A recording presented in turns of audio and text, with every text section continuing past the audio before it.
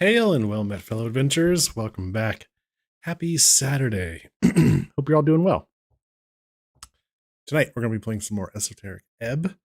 I have no idea how much of the game is left, other than there's 2 days until the next election, or till the election, something like that.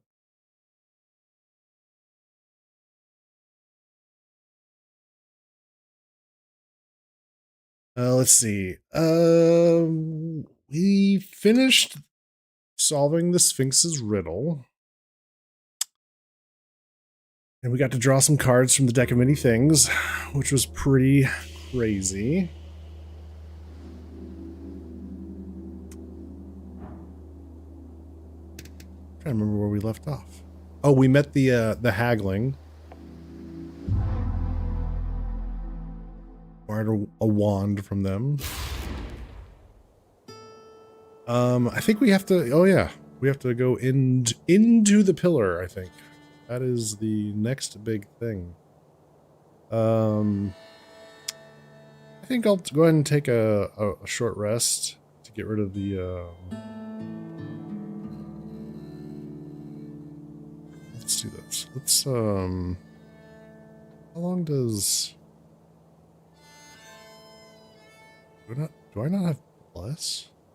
There it is. How long does this last?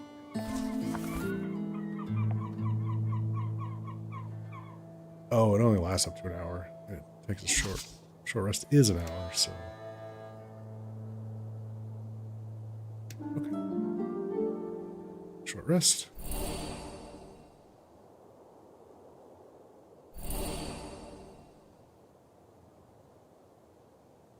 All right.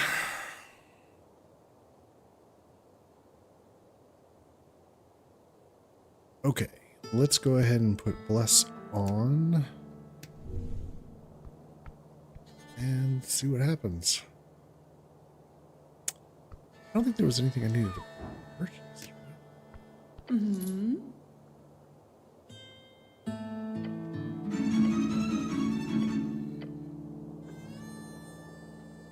Hey, Michaela. I see mobile Discord is being slow again and not telling me things. Stupid mobile. Stupid Discord. How are you doing tonight? How's your week been?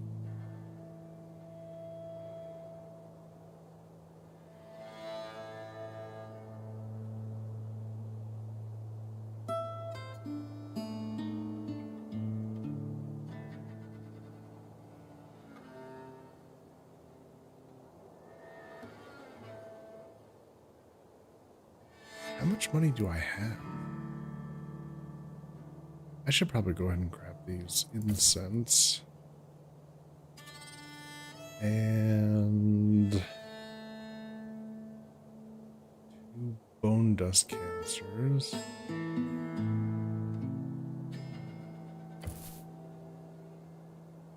Why not? Grab them. Why not?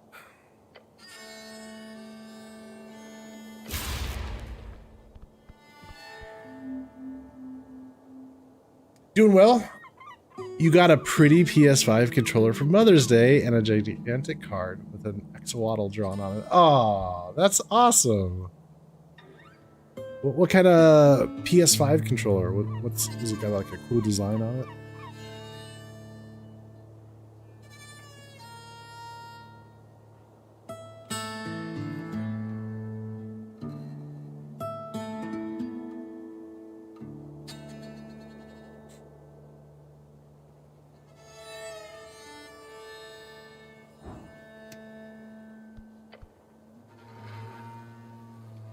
Called chromatic indigo.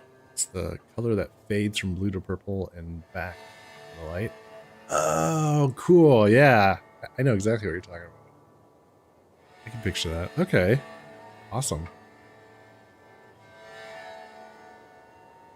Well, hopefully Mother's Day weekend's going well then, sounds like.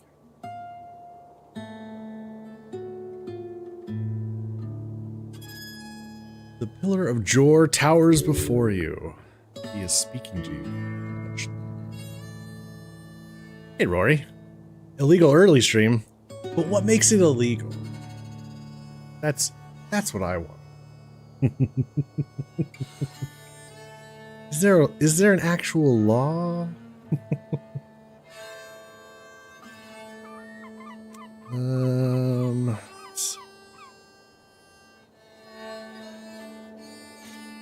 In the process of entering the pillar of drawer. Okay. Let's see. And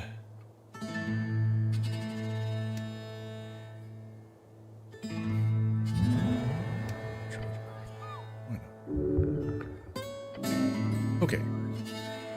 Standing here at the pillar, you feel the world upon your shoulders. If you do this, there is no going back. The gate might never allow you to return. Make sure you finished all your other quests. But don't worry too much about loose ends unless you're gonna act all quest obsessed. And check up on your consumables and so on. Don't want to run out in the beyond. Are you ready? Your soul is ready. This is the point of no return. You will be given a free long rest once you choose a method of entering the pillar. You will need it for the journey to come. Those thoughts out of the way, how exactly do you wish to enter the pillar? Using the gemstone from Olzis would lock you into that path, but it would take some time to activate it properly. As you deliberate over your situation, a tear descends from above. She is ready to go with you. Yeah, I'm not ready yet. Okay. Okay, hang on. I didn't realize this was a point of no return. Do we need to do anything else in our questing?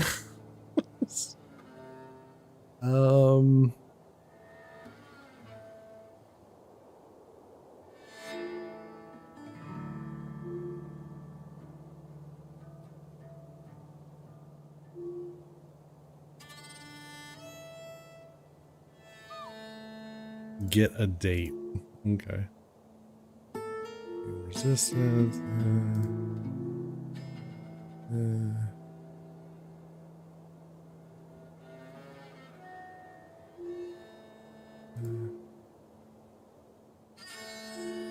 No, I think we're good. We should be good to go. I mean, we didn't get everything, but it's fine.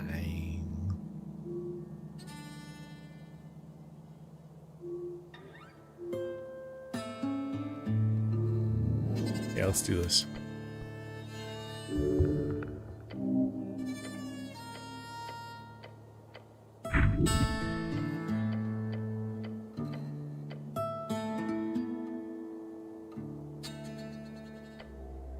As you take out the gemstone, you feel it tingling in your hand. Olzis was very much correct. The emerald is now attuned to the pillar. It throbs excitedly as you bring it closer. In an instant, you watch it begin to fade. Look at the gem. Within seconds, the stone is almost translucent in your hand, then gone. As if it turned to thin air. In your mind, a voice whispers to you in an alluring tone. It will take some time, cleric. Just wait a moment. The gate shall open to you soon.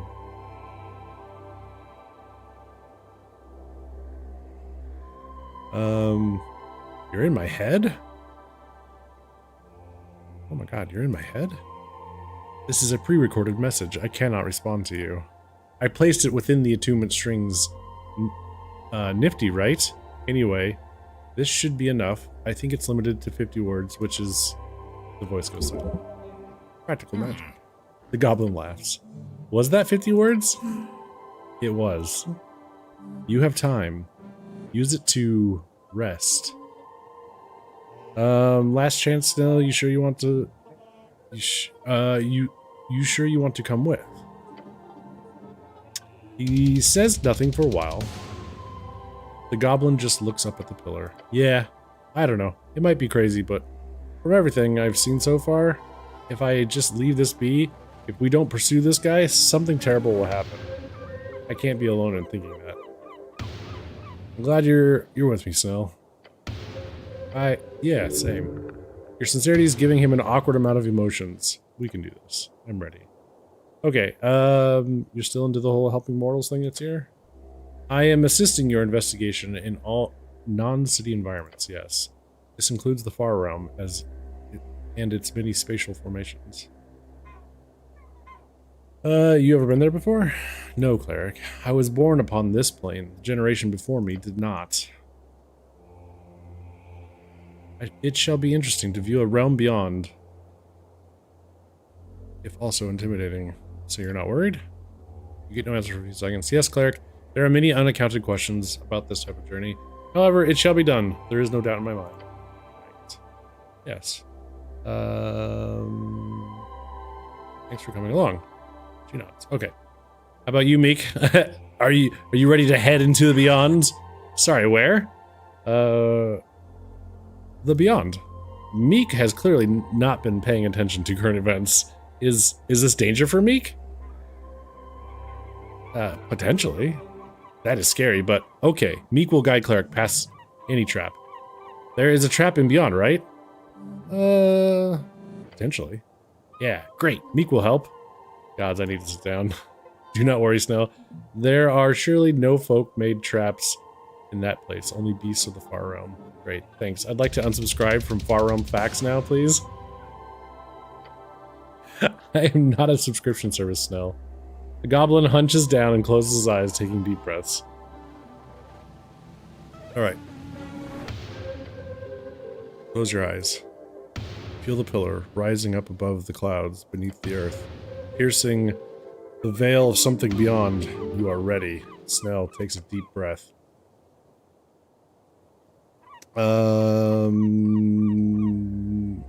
Use the gemstone to only focus on yourself. I'm doing this alone. Oh, no. Bring our friends.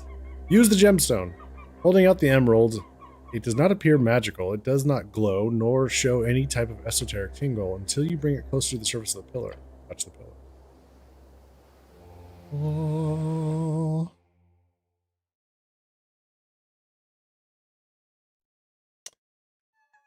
I left the oven on. No! Forgot my keys and my wallet.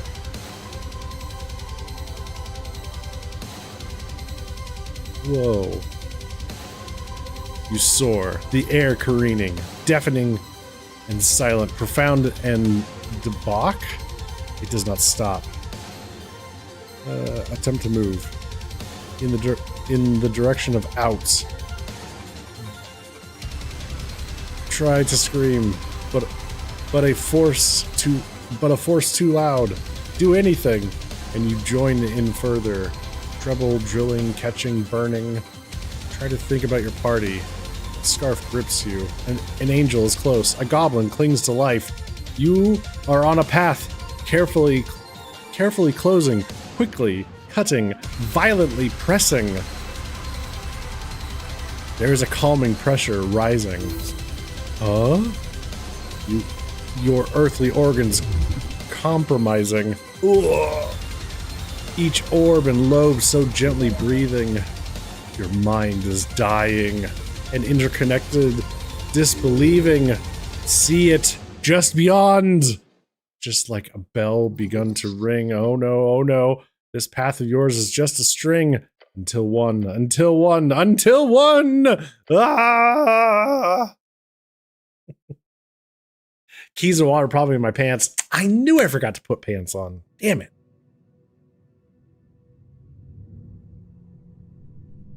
Hate it when that happens.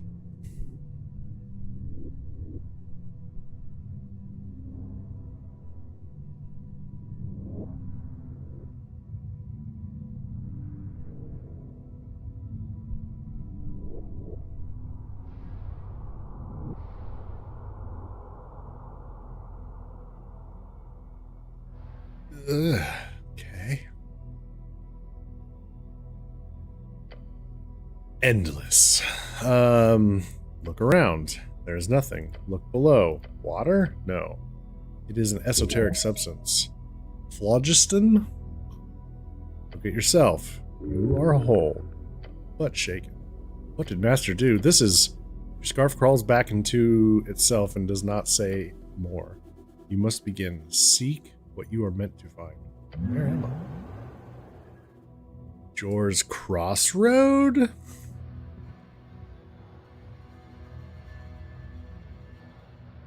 Hey.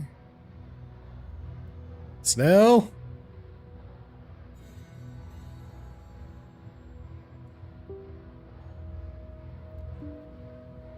It's here?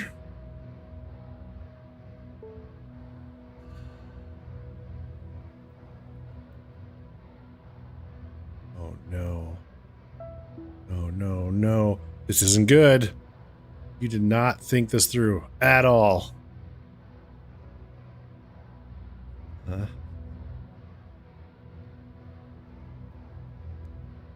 Yeah, this sure isn't looking too good. But maybe you can negotiate with whatever's out there? Okay.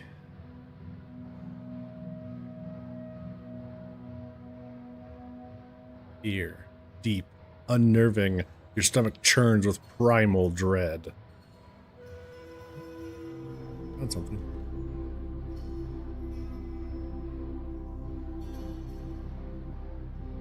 Feel everything and nothing.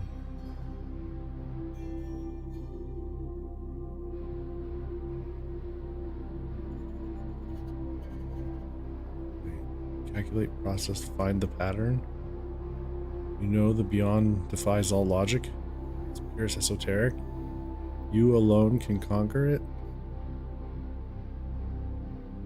It's not a moment to contemplate. This is when you act. Hey. What? No. Not again. Dexterity failure. You just keep falling, don't you?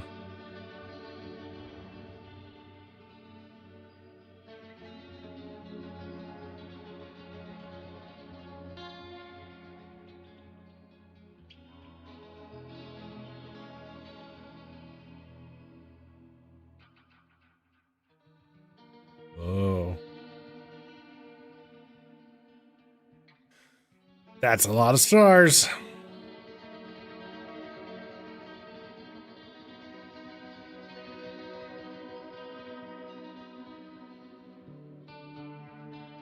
Blinded by the strange lights above, your eyes adjust. You peer onwards. In the darkness, you see a pillar of light. Something beckons you forth. Hey.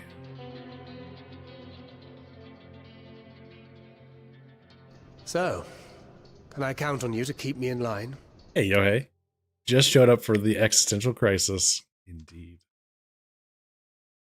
Wisdom. All is not lost. Well, that's good. Oh, we can prepare spells. Okay. Hello? Shard of Jor. Okay. Yeah.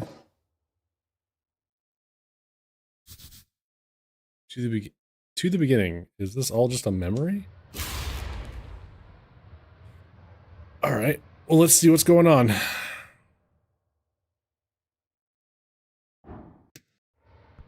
Oh. Hello. The old man works at the counter, tiny hammer in one hand, boot in the other. You Final Fantasy IX, you're not alone. Hello. He gives you a glance and a polite nod, then he keeps working, still focused on settling a strap from the boot.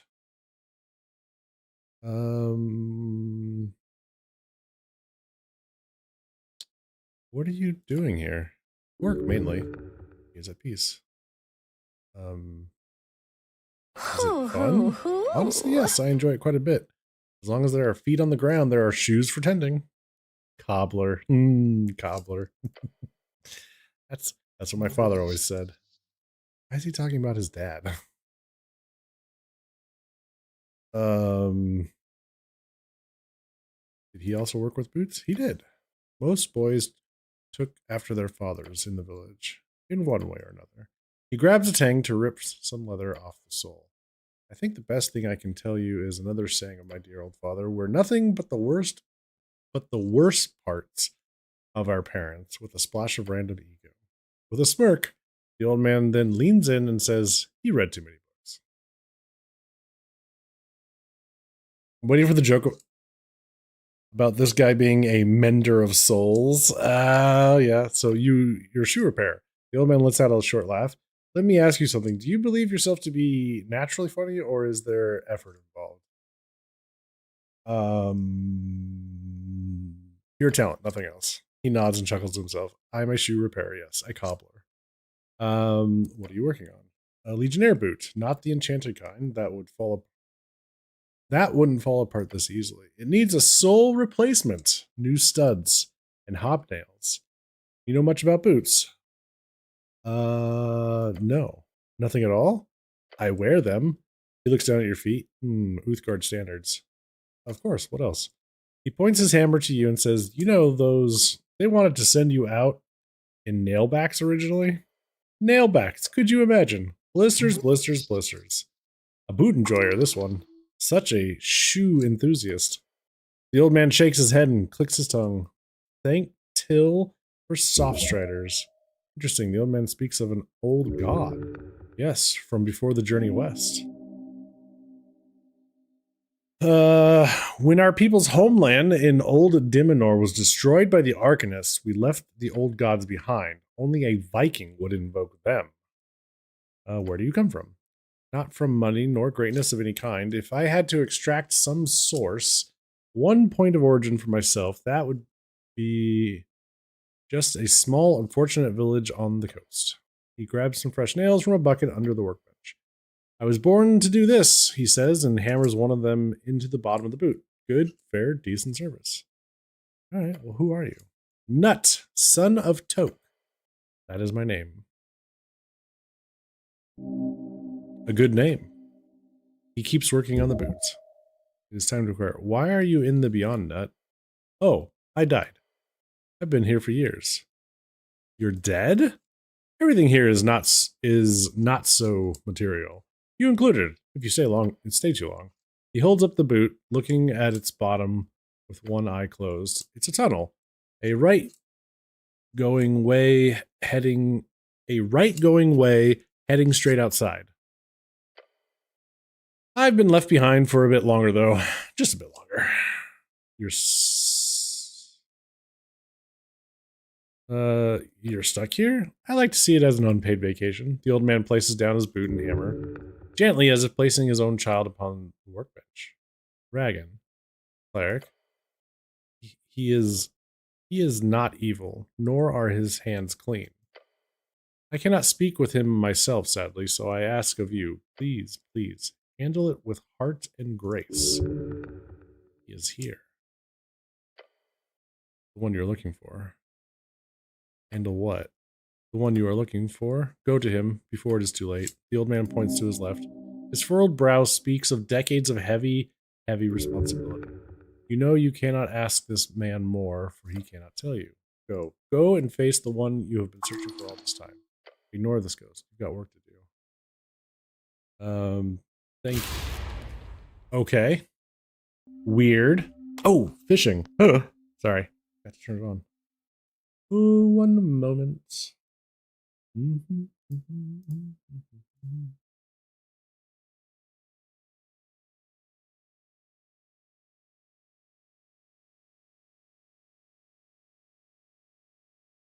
It ate your fishy.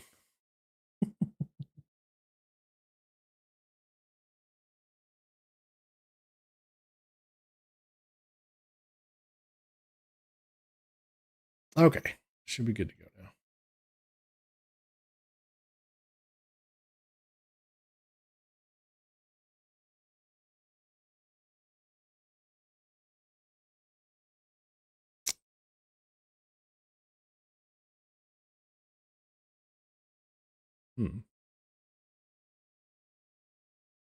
What the heck?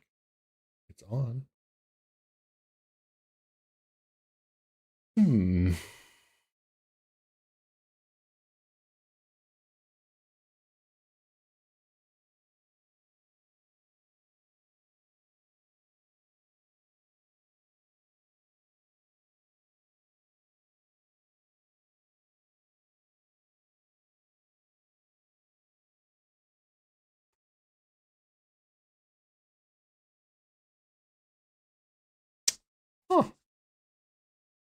Well, that's no good.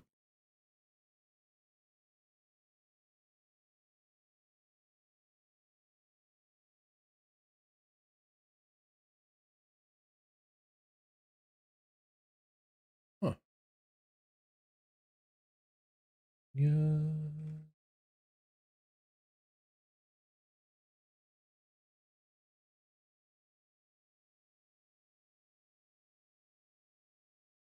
Oh, well, for some reason it wasn't logged in. Oh, weird.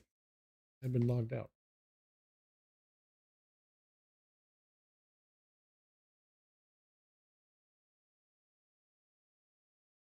Brent ate all the fish. Brent. There we go.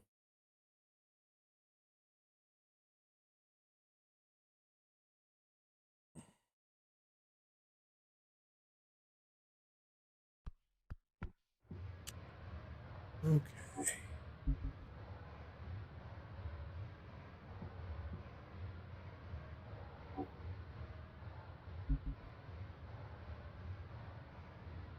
Yay, fish. Fishy, fishy, fishy. Oops. Whoa. Why is that?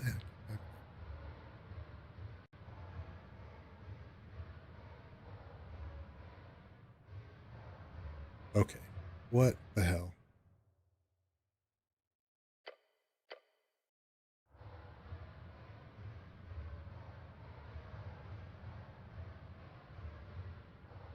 No, I don't want to walk that way.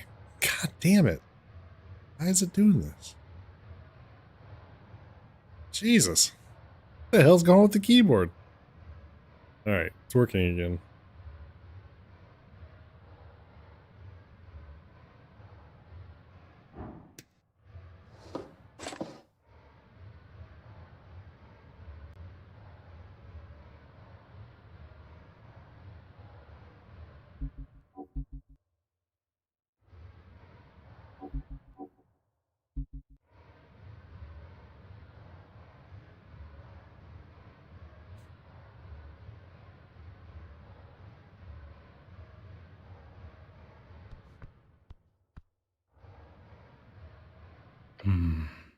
Oh. Oh, it's Lord Gorm, hero of Norvik. Greetings, brother. Lord Gorm is the one who's causing all the trouble? What? Wait, are you? He bows before you. My name is Gorm Skaldman, loyal servant of Earth. I need your help. You see the writhing corruption upon his arm. It causes him to shake. Lord Gorm, touched by the void. So that is how it is. Wasn't a rogue spellcaster, a rogue paladin.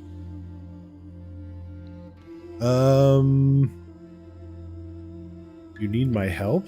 I do. The paladin performs a perfectly executed fist on chest salute.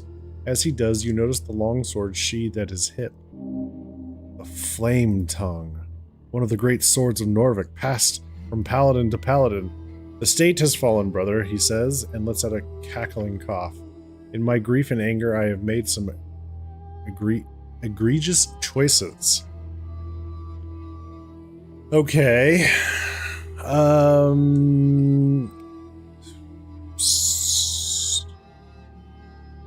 Start from the beginning. Of course, I apologize. The broken man lifts his helm, revealing a rugged face covered in layers of sweat and ash. Gods, he says, pressing his not as ruined hand against his brow. It should never have come to this. Sorrow in his eyes, meeting your gaze. How many years have you served? 5 at the towers. Then you know well the particulars of Uthgard politics.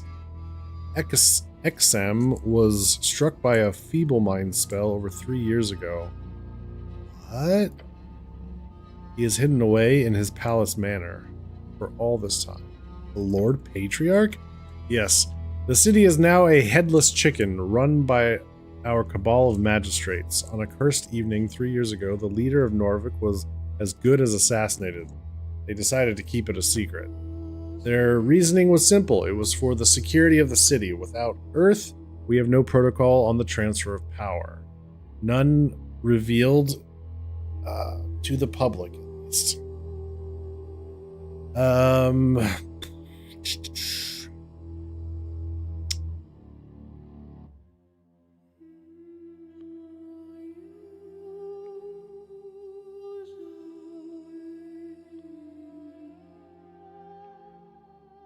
So, have you seen Lord Axum? I have. I was one of the few to be granted an audience about a year ago. The Lord Patriarch is lost in his own mind. No restorative magic takes. None we are able to muster, at least. It is at times like these you imagine the small folk cry out for the power of Arcanist. About this mess. And you're sure he isn't just old? That reasoning is why no one questioned his absence. However, Axum was a shrewd man, and a hale one at that. He would eventually be taken by age, of course, but not like this. This was sudden and total and eclipsing his mind. Foul magic at work. Who knows about this? Few. The magistrates, some of the patriarchs, all of them sworn party officials, including me, despite my lower status as a paladin. It's a tightly guarded secret. They cannot speak even with this evil going on. Okay, and none of them have told me.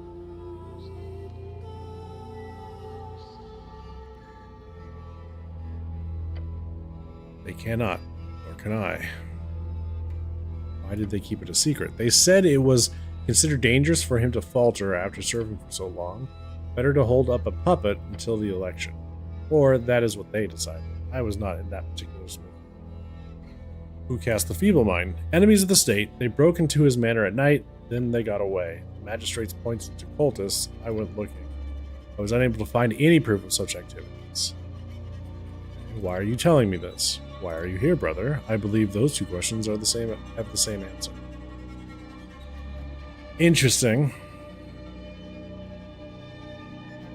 What do you mean about the transfer of power not being revealed? It was kept hidden. He left a will. Of course, he left a will. He left a will. Yes, he did. Earth's legacy, his instructions.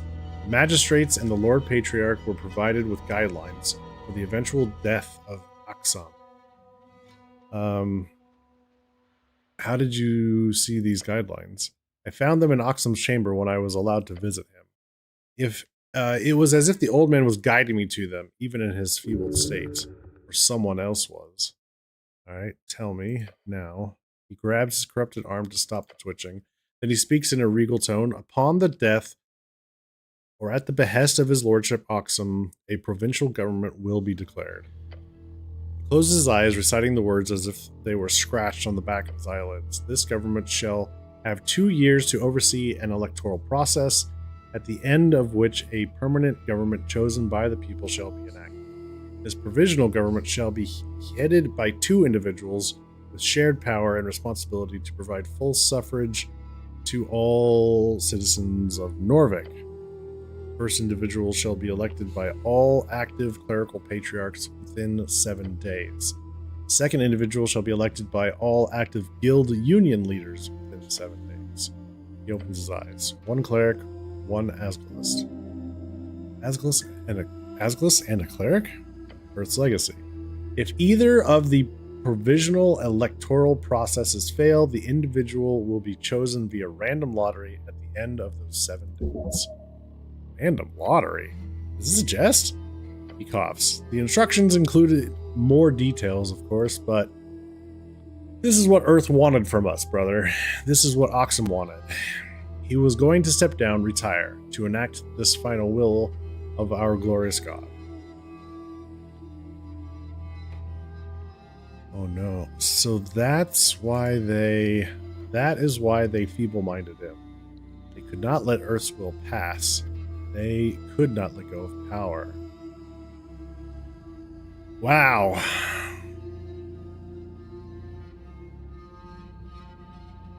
So, why should I believe you? Glance at his corrupted arm. He lets out an exasperated laugh. I ask myself that often these days. Can a man left in shadows trust himself to bring in the light? Know this. I read Earth's Legacy, his last will, over a year ago. Oxum was targeted 3 years ago, right as the election began taking shape.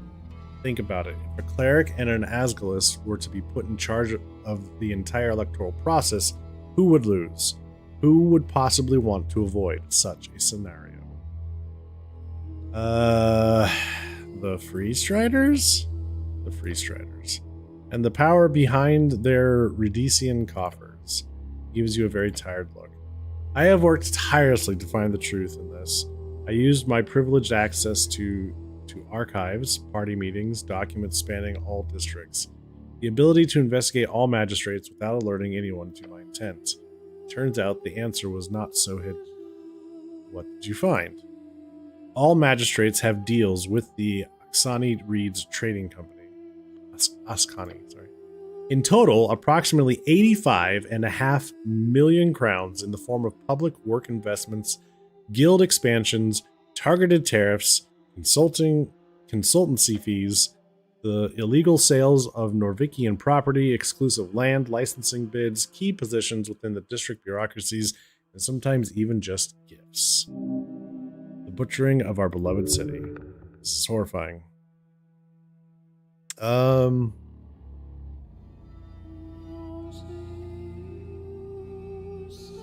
Agree with him a lot. Do you have the receipts? Some. Barely anything. Anything damning is kept under wraps. Anything else looks innocent on the surface.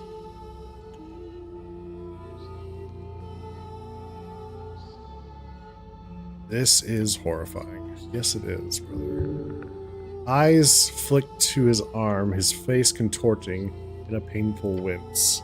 I know well why you are here. I am responsible for the explosion. The elf, she... Gorm lifts his head. Regrets. He places his hand upon the pommel of his sword.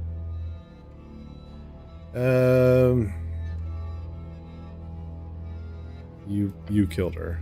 Arguably, yes. Arguably? I should explain. The party of Norvik has been entirely corrupted.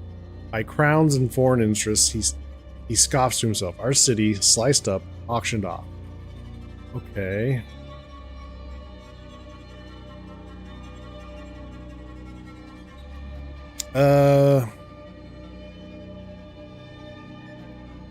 So why didn't you speak up? Break your oath? People would believe you. They trust you. Brother, my oath is not one to be broken. I swore my life to the party. A life oath?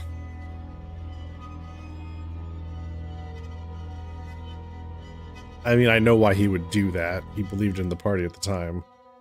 There are ways to get around it. Not this oath. If I spoke to the press, if I spread rumors, if I so much as mentioned their foul play to a beggar on the side of the road, he laughs, nearly tears in his eyes. My body would reject the words, as my soul would reject its vessel, my life forfeit, to the whims of this fallen city. His head falls, his shoulders heavy. The burden, the weight of this curse. Nevertheless, a real man would have been able to break it. Lifting his head, his jaw clenched, one hand gripped over the other, I should have been able to. The fact he is telling you this tells you his soul is already lost to this dominion, to the beyond. But here you are free to speak, yes. The oath is not broken, I can still feel it, but here, Earth does not watch me. Here, he does not see what a monster I've become. I wish he never does. What did you do? He lifts his mutated arm, the flayed skin pulsating around vein-like tendrils. Calm down, Brent.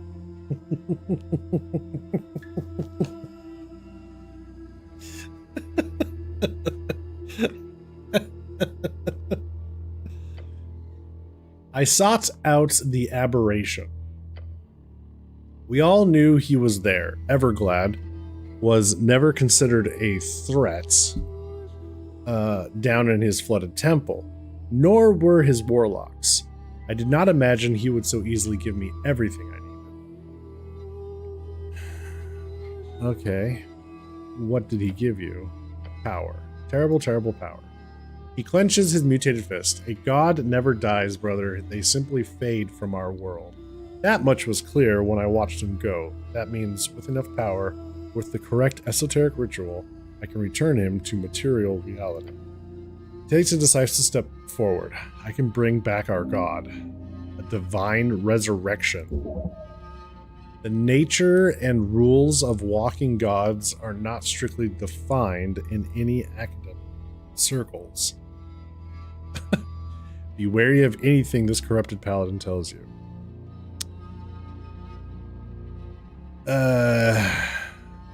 You want to resurrect Earth. His face grows dark. I can bring him back. There is nothing but pain in that statement. Whether he speaks truth or no, it does not matter anymore. He is on this path till the end.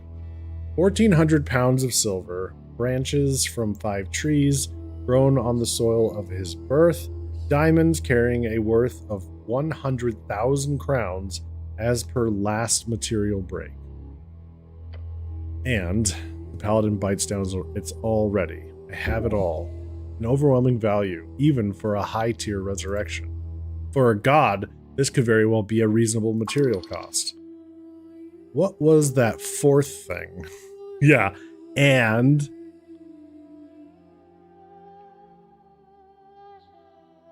Yeah, what was the 4th thing? Carrying a worth of 100 diamonds. Oh, diamonds. Silver, branches, diamonds. Yeah, wait. What's the 4th thing?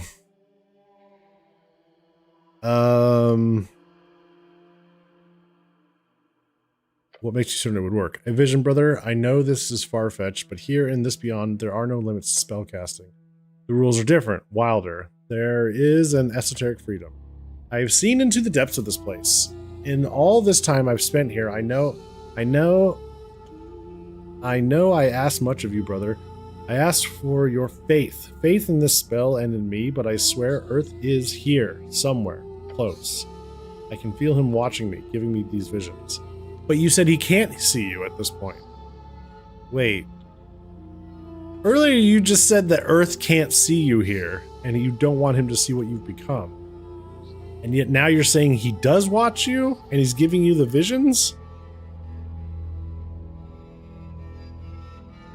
You don't sound like you know what you're doing. No, I realize that. I both look and sound like a raving cultist. Goddamn cultist. He flexes his mutated hand with another wince. The pain is familiar to him at this point. He seeks it out as much as he wants to avoid it. So, I have given my body and soul. Why not my dignity as well? Okay, what's the spell called? I do not care to name it. It does not deserve one. Why this reservation? The spell needs a name. Something is off. What is he not telling you? What level is this spell? I do not know. 10th? 11th? The return of a divine spark? Yes, that would certainly be above 9th. However, the fact he does not know how much such a basic component tells you everything. The fact he does not know such a basic component, yeah, that's not good. When are you casting it? I have been casting it for days, brother. It is near completion. How did you learn to cast it? Everglad's esoteric connection with the beyond allowed me to make contact with a number of otherworldly beings. They helped me mold a custom epic tier spell for the sole purpose of resurrecting one specific god. Hopefully Earth. While my appearance has been tainted by the far realm influence, this spell is no foul magic, nor is it in any way influenced by Everglad. This is divine magic at its most powerful. How did you get all the spell components? The branches I secured myself by visiting the Cursed Lands. The diamonds and silver secured via Ilum. The elves paid you for your spell. They did, in full. What did they wish in return? The same thing they always wish for. Our eradication. Consequences. Wait, what? The Ilum wishes to stop Freestriders from getting a foothold in Ascan. They believe the Earth folk to be weak without them. Easy prey. They are wrong, but I played into their assumptions. To them, I was a rogue paladin wanting revenge on my people. One who needed funding to establish a network of dissidents. After a few favors, they gladly provided me with the silver, the diamonds, along with an agent to plant the necklace of fireballs. Ah, you brought the necklace of fireballs into the city? Yes. I signed the paper to get it through customs without inspection. Then it landed in the hands of an elf, Ninja Athena. Their warden of outreach told me she was a traitor. He raises his eyebrows, caught by what you say. A warden? Whatever he told you, you may discard. Never trust an elf. But you trusted them. You worked with them.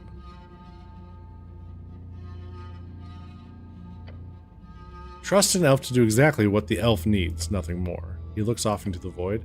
The elf did exactly as her masters ordered. She took the necklace from the shipment on Water Lane, and she made sure the box was stored in the space underneath the temple. In Drummer's secret tunnel. The tea shop owner, yes, I visited a few times to make certain it was a good spot. Ninja Athena made sure the crate with the hidden necklace was stored inside. It was supposed to stay there until the election, at which point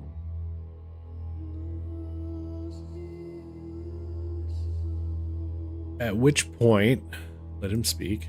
The paladin twitches as his hand appears to tense up. Yeah, just let him say it. Everglad whispered in my ear that morning. He told me the elf had set up a meeting with a Far Strider agent. I intervened. I entered the tea shop from Pillar Crossing, past the tunnel. I found her sitting in one of the booths. She had the necklace of fireballs in her grasp.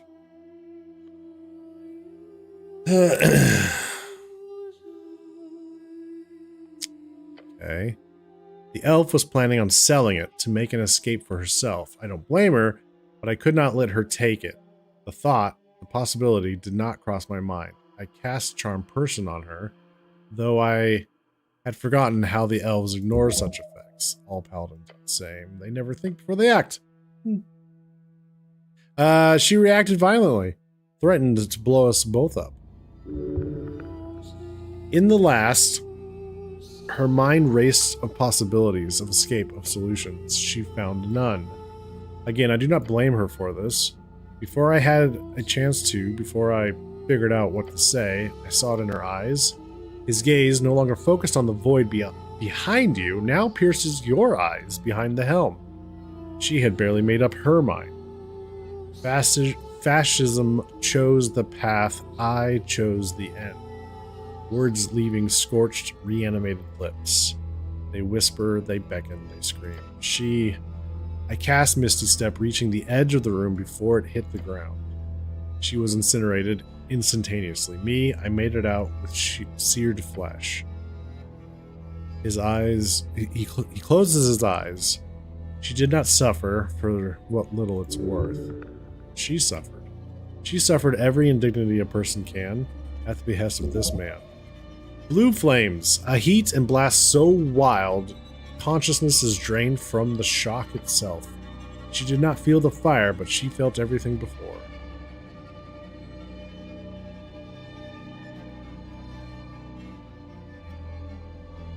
Why did you need the necklace so much? What were you planning? The paladin looks at you with dead eyes. Your gut sinks. It conjoins and twirls among the eternal waters. Words spoken by the gruff man near breaking your resolve. There is a fourth component to the spell.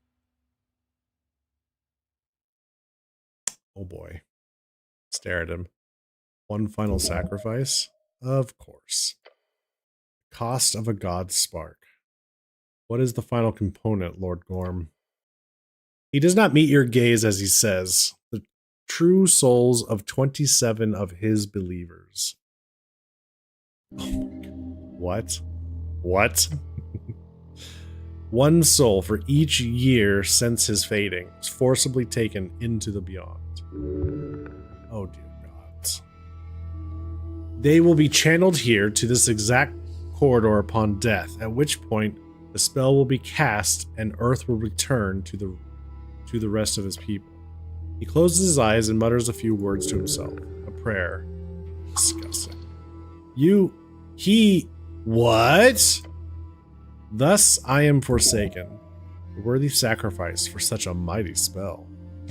Oh, intelligence. 27 innocent people. 26. I will be the final sacrifice. You're giving yourself as a component too. Of course. I will not be needed for the aftermath, nor do I deserve to see the fruits of my labor.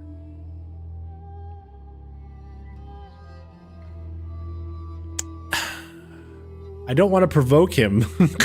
This is what I want to say, but I'm afraid what will happen if I provoke him.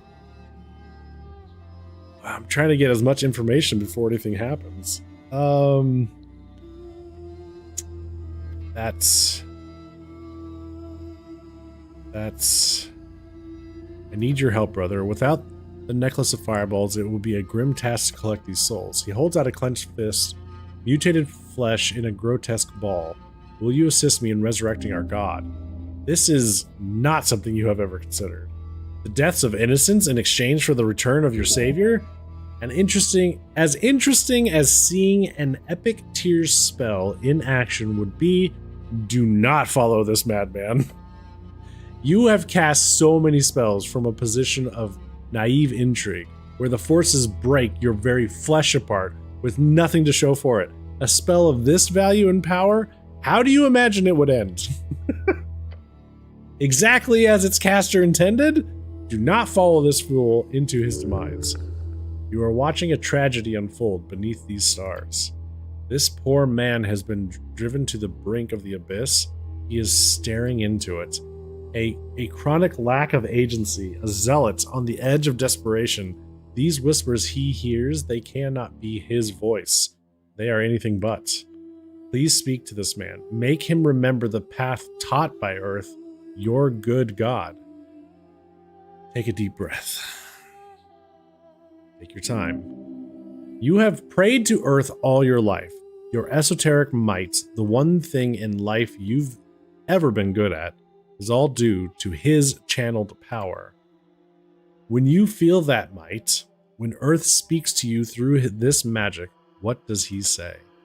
Sacrifice. He asks you to sacrifice everything, to give until you have nothing left to give, until your bones hit the pavement, until you have given everything to safeguard every person in your city, no matter their innocence or sin, to protect your people from those who wish to harm them. Who do you feel is in need of protection here?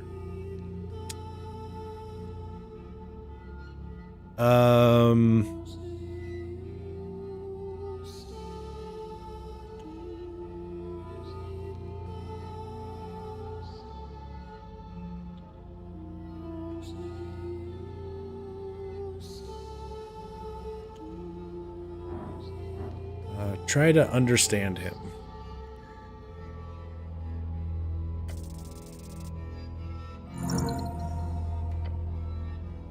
He is alone, tired, weary from decades of fighting for his fated master. He has watched for 27 years how everything they built has fallen apart. The paladin wants to save his people by casting himself as the villain, by destroying innocent lives, despite the pain it causes him. Is this what it is meant to be truly good, to go against everything natural and decent, to help untold future generations? Okay, so I understand him. It is not good, but it is what he thinks, despite all the horrors involved. Okay. So these options...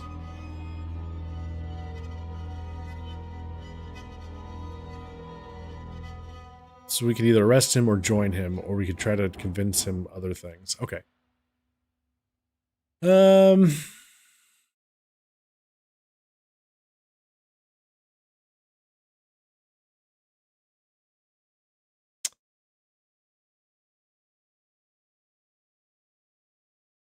What's wrong with your arm? The paladin clenches his flesh is constantly burning. I reached into the sap of the boundary tree. It gave me a permanent hold onto the strings beyond. awesome power to wield, a terrible price to pay. Ever glad merely opened the path for it. But this was the only way for me to truly gain the power fit to revive Jor. Even at the cost of my flesh and soul. Horrendous. Heretical. Fascinating. To think this simple paladin managed to soar so high.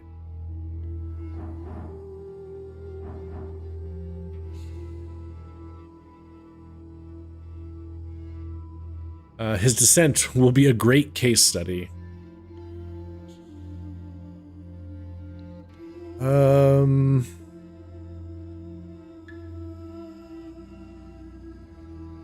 We could try to charm him. Interesting.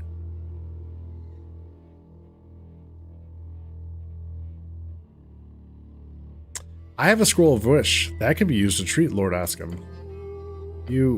Gorm squints at you and the piece of ancient paper you're waving around. You have a scroll of wish?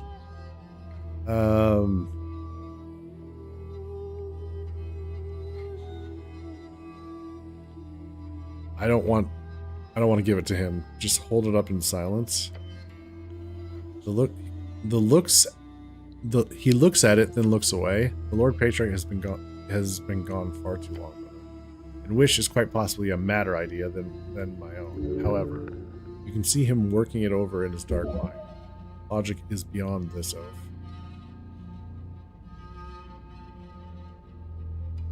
Well, I am sorry to say, even with that, I am far too gone in this. And even wish cannot bring back a god. It is only a 9th level spell. He refuses it. Yet you have pierced his shell. Remind him of his oath.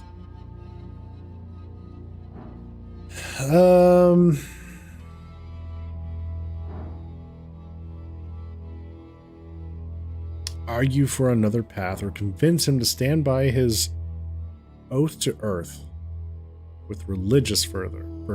What does that mean, though?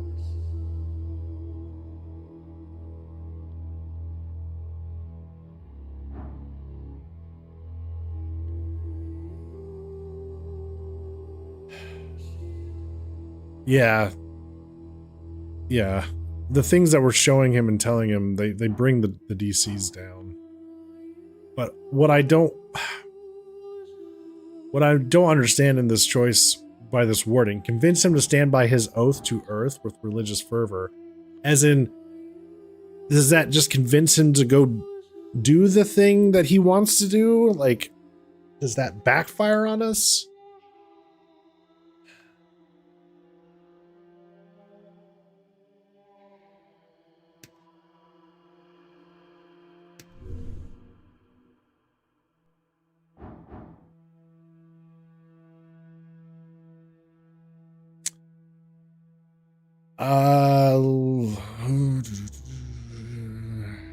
Let's argue for another option.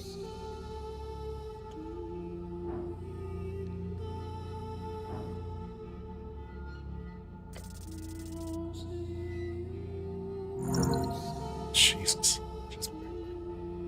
Right, it's time. The final time. Time to show him who's the best. The best at winning in dialectical debate. There is another way, Lord Gorm? Pray tell, brother. Okay, he's giving you a shot here. Don't fuck it up. I have spent countless nights arguing with myself, thinking over every possibility, every action. If you have a solution, I would love to hear it. Alright, so now that I know the truth about the magistrate's coup, I could help you spread it. We can still enact Earth's will. Okay. Fight back, clear resistance. No. What if we find a cure for the Lord Patriarch? Now, yeah, let's try this. Yes, that could have been a solution, and I hate myself for not thinking of it sooner when it was plausible, but now my reputation is in ruin. The election is now, and power will change hands, yet even if we had time, fighting the Free Striders on their terms is foolhardy at best. No, this is as much of suicide as the spell is, with no result.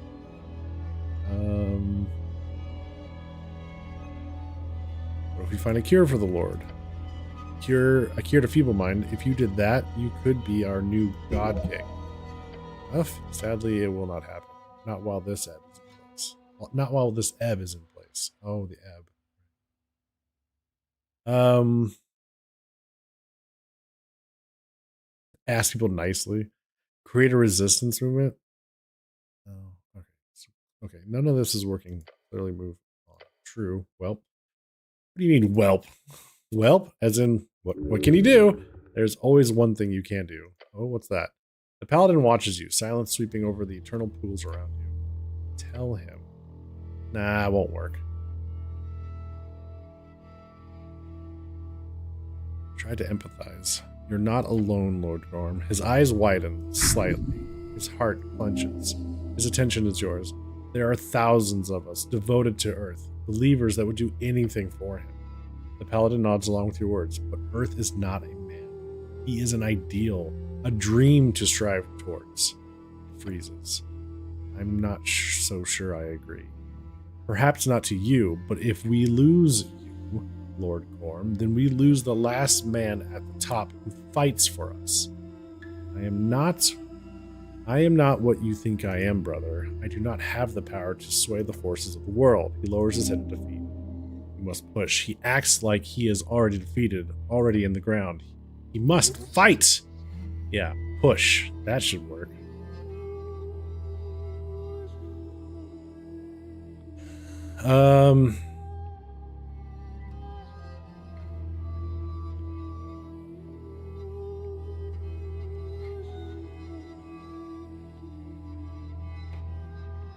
Strength has... We failed our charisma. Charisma doesn't think pushing would work.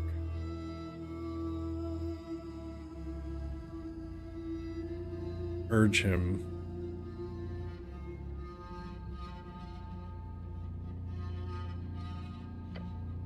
I understand you, brother, but no, I can see... I see the way forward. This is the one I choose. See? Some other way, then. You must appeal to the divine, either that or break him physically. Don't word it like that. Well, we got the strength DC down further. Remind him of his oath.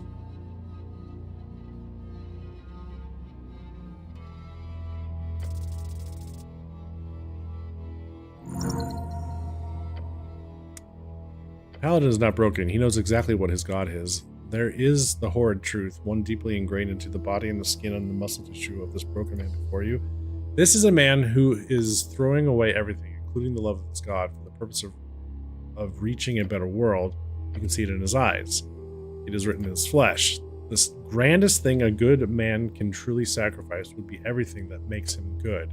Gorm believes that somehow he knows in his vision-filled skull this string will lead to a worthy end.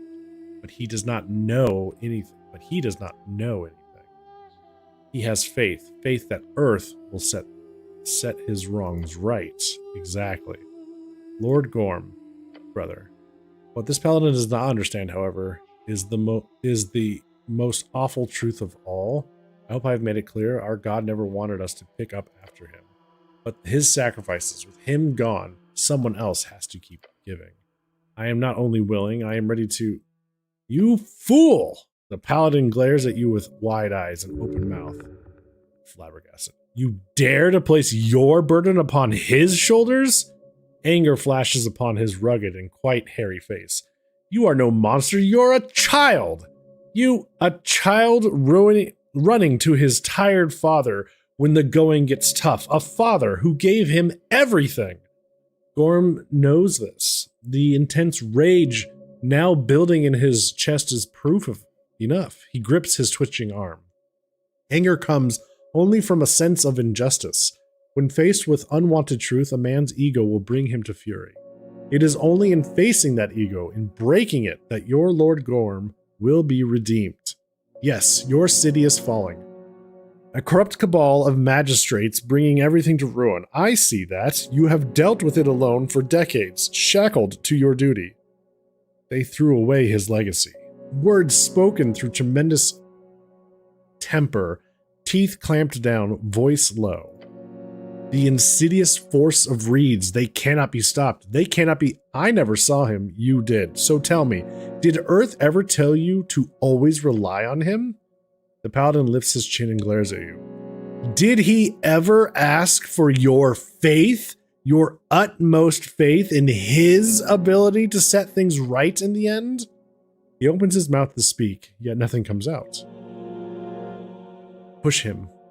We lower our voice. Did he? No. The word snakes out of him, his face growing paler by its presence. I'm only interpreting what I've read, but I always assumed he asked us to be men, real men, who would make it through every horrible challenge, every lonely night, every excruciating humiliation.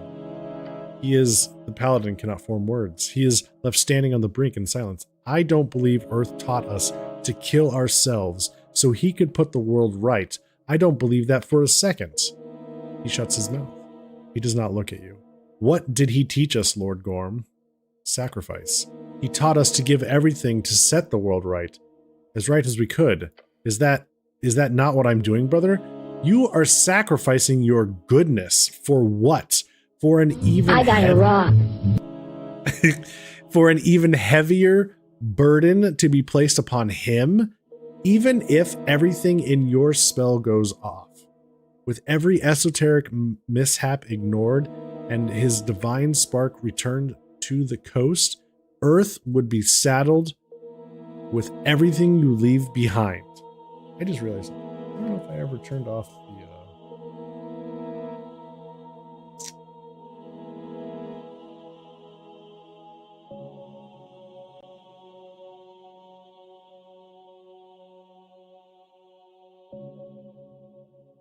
I don't know if I ever turned off the fish boost. There we go. Now it's off.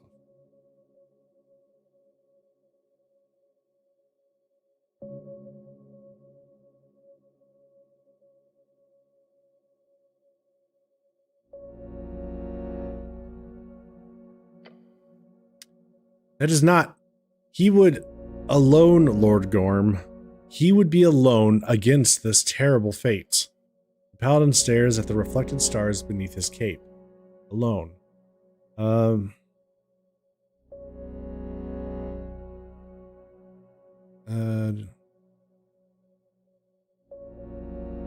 That is not sacrifice. That is vengeance.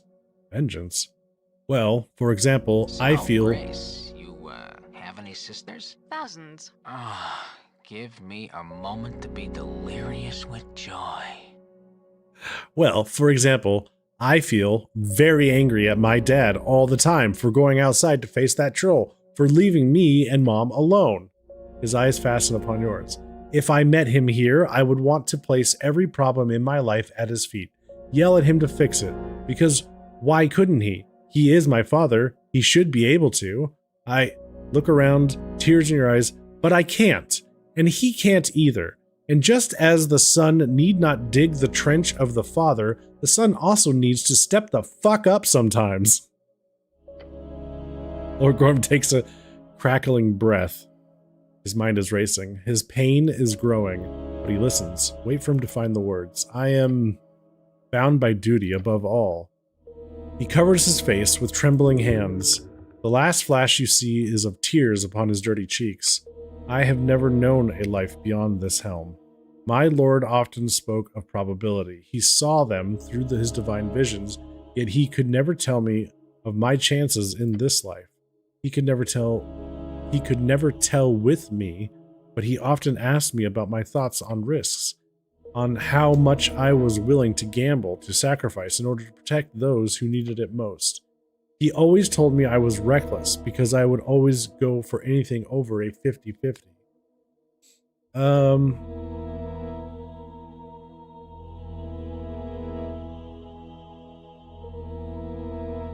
What do you think the odds are on your spell working out? I was hoping for a 50-50, but only Earth would know for sure. Lord Gorm places a hand upon the palm of a sword. Most things in life are 50-50. It is our duty to lower the risks. His voice crackles behind the iron. Those are his words, written and spoken again and again. His mutated, twitching hand on the grip of that legendary blade. I have failed, as a man and as a son. Let's see. Let's try to go for the redemption path. You can be redeemed. No. I am far too gone. My body has been breaking apart from the moment I chose this cursed road. Uh-oh. Tell me, brother, what is your name? Ragan. Should we go with a friendly local druid? Ragan. Ragan. He smiles behind his helmet. He is content. I place everything in your hands, Ragan. Huh? What is he doing? Oh.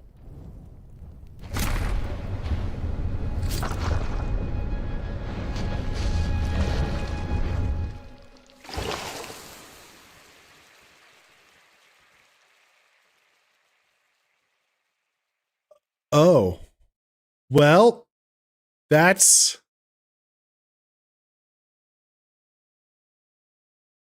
okay. Well then, you do not know if any of this is truly the right path, but it is now done. Lord Gorm has chosen his fray. Earth be blessed. You watch as his spirit is drawn towards the stars. The last paladin of Earth. May the strings forget his failures, all of them. Though he will not be so easily forgiven. Turn around. Your companion is winded, his face glancing from side to side in the darkness. This place is fucking awful. Feels like I've been running around for hours. You okay? The sling in his hand, ready for a fight. What did I miss? I took care of the bad guy. You what? Does that mean he gestures forward? Lord Gorm is something in the distance, something radiant and glorious. You notice your celestial companion to descend from the darkness, her light finding it difficult to pierce the veil. Cleric, Snell, apologies for the delay. This plane is vast and full of beasts. Full of what? Beasts. They have been vanquished. I see you two have been successful. Yes, I was just about to say, Lord Gorm is dead. So it seems. Lord Gorm, the missing paladin? That makes a lot of sense. So he blew up the tea shop? The elf blew it up. Lord Gorm was partly responsible for the necklace of fireballs, though. Explain it. His eyes light up. Ah, right. So it was a conflict, an attack from within. Gorm was part of a plot to blow up the necklace during the election, as was Pinja. Right. But Gorm was only faking it. What?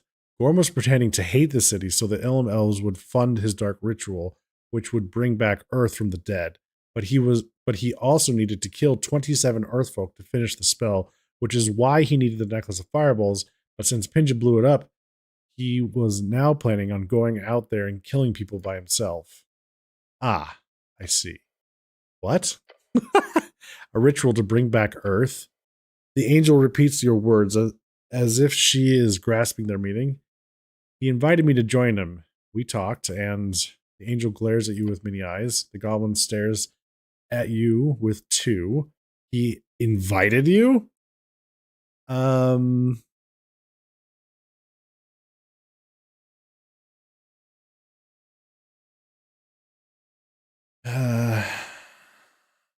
managed to convince him to stand down. Oh. He put his flame tongue through his chest and faded. It's over. Tragic end. A tragic path. I am unsure what to do with this information. Damn. Perhaps we shall discuss once we have returned. Yeah, great idea, it's here. Now, how do we get back? Yeah, are we able to get this sword? There is a man on the steps. Ah, the cobbler. Who's the old guy? The angel's halo stopped spinning. Cleric, this man. It's Earth. Breathe. It is finished. Oh my god, is he Earth?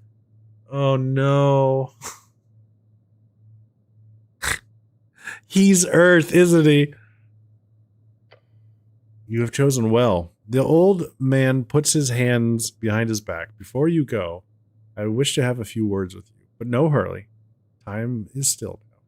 Stare at the old man. You do not lose anything by taking a short rest, I assure you. He smiles. You know who that is. This will be an interesting conversation. You are not yet done. Breathe. First, breathe. Breathe. Take the flame tongue. +3 strength on it. Wow.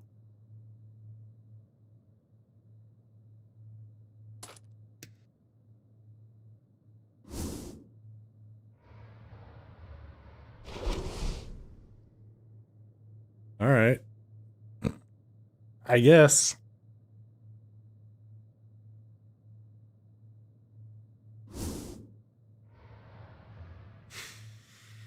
See what happens.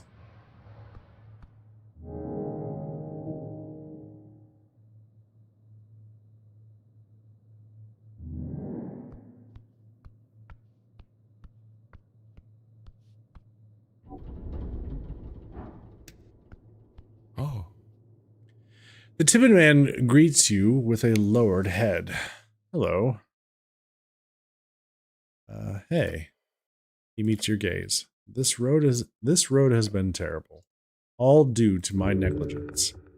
Eyes filled with regret and confidence both. Hey Rune, how you doing? Thank you for the compliment. What have you been up to today, sir? It is not his fault.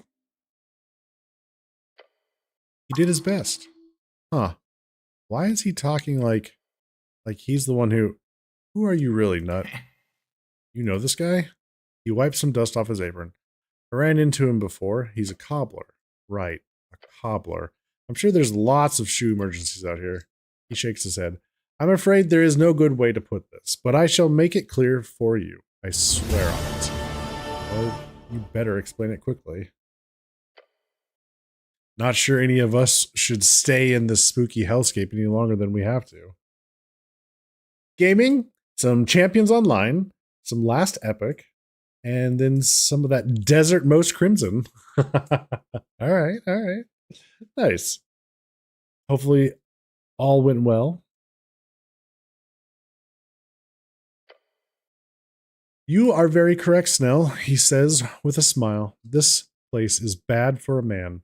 Brings him to face both his heart and even fouler things. Then he looks over to a tear. Thanks, Rory. Appreciate it. Hey, Rory, did you find the problem in your script? Where it kept dividing by 0?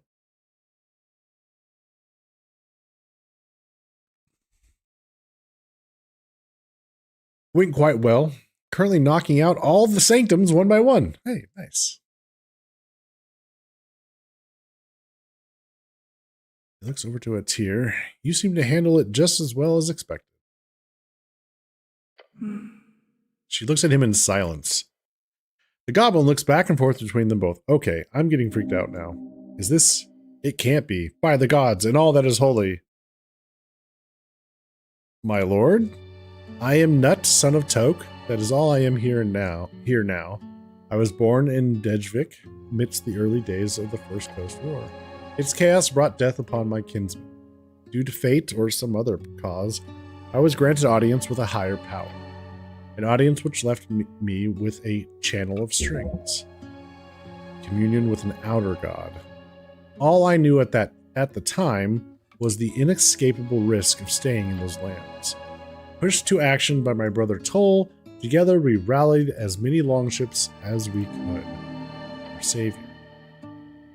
We saved 50,404 people, approximately a quarter of the villages. As we left in search of a new land, those people began to look to me and my newfound divine strength for more than guidance. They gave me a name from the old world sagas, one steeped in bygone mythology. My lord, look upon your god. They called me Earth. Sure as shit. It was using values so small that it was treating... It was using values so small that it was treating it as 0, I switched to gain blocks and it resolved the issue. Ah.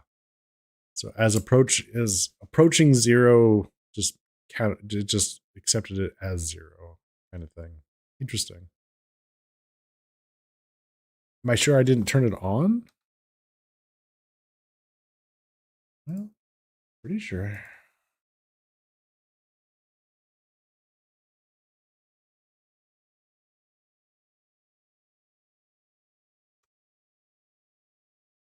What does that say?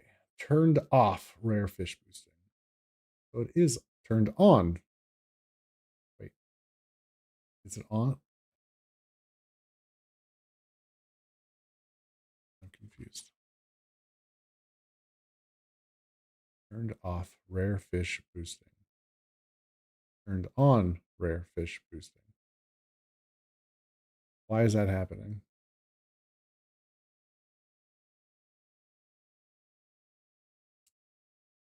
Wait.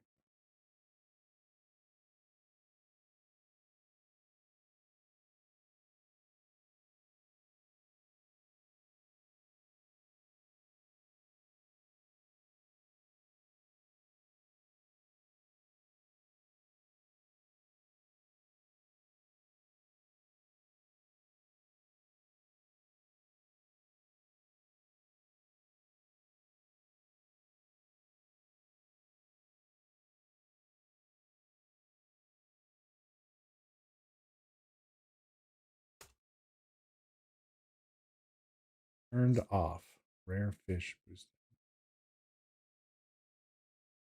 Huh. Well, it says it's off now.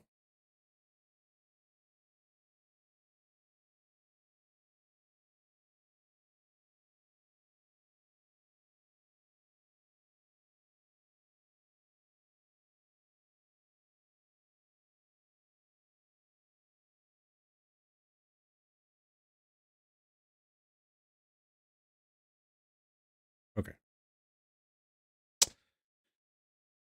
All right. So it is Earth. Hammer of Fate. Neil. That can't, the goblin mutters. How? I would like to ask, why are you here? He lowers his head once more. My existence is fleeting, stuck between material and beyond. The old man's weary expression tells you, rise. I am not one to bow for.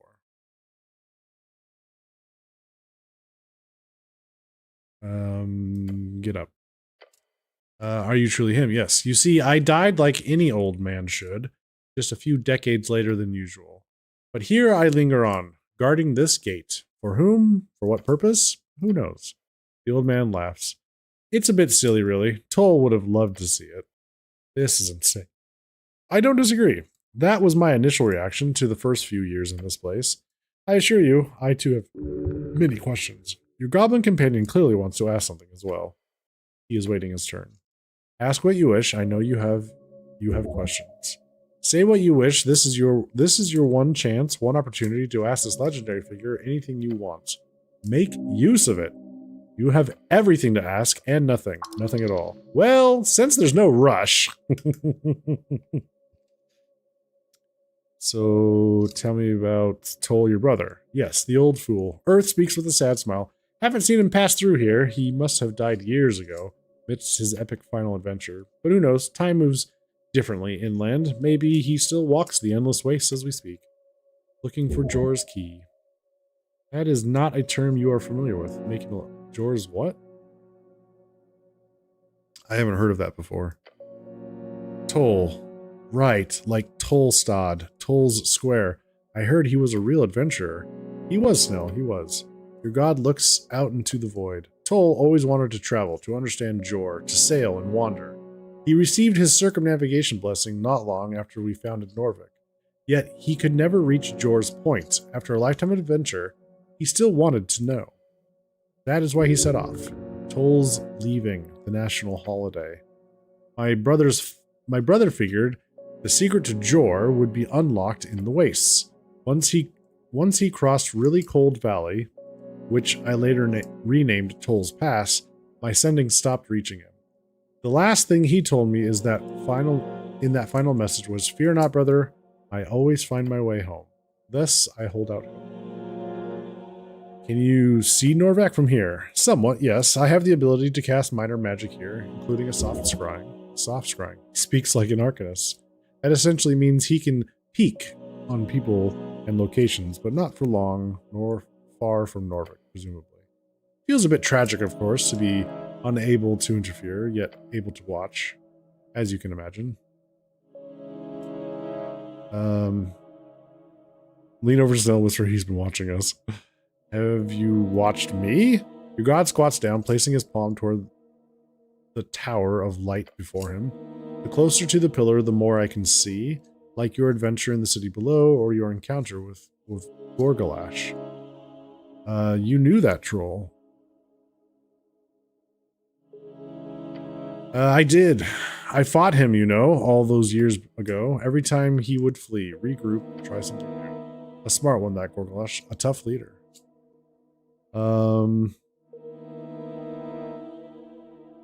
He seemed to really hate you. I don't blame him. Your god looks away for a few seconds as if using the void to take in your words. I destroyed his tribe, Ragan. His kingdom, his people. Took it from him without any kind of fair fight.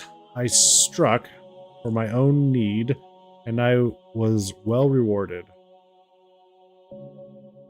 Perhaps it is a pity I did not follow through, instead leaving him to the life of an undercoast vagabond. Part of me feels I knew him well. We dueled many times. Another part of me wonders if I should have taken the risk of diplomacy. At a certain point, it wasn't that far off from a 50-50. Would you have taken that? Attempted peace with trolls? Or maybe you have followed through, pity be damned. Never. If the odds are good enough, sure. Trolls are foul, unstable creatures. The answer is no. Every creature has the capacity for good, even a troll. Let's see.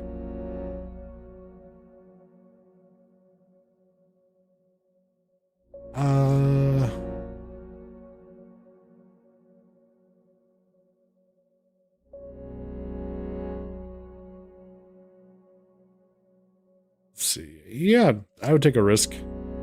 If there's a chance at peace. Even if the risk was the lives of your people.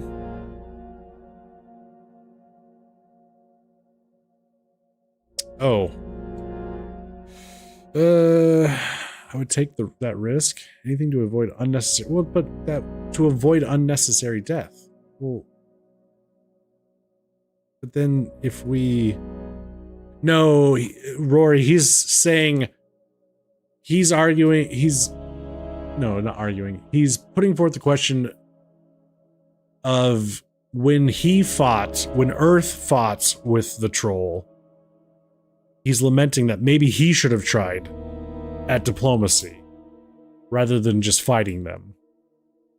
And so he's asking, would we have taken that risk to try for peace?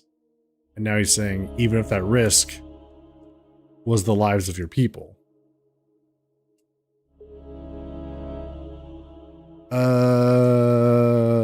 Maybe? I can't say. I'll be honest, neither could I. A deep sigh leaves him. I do not believe in a clear answer. Not anymore. But I chose my path. He glanced at Snell, who looks stunned at watching you interact with your actual god.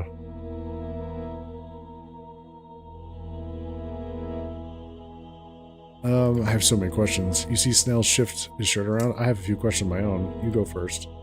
We have time. Your god aims a pair of finger guns at you.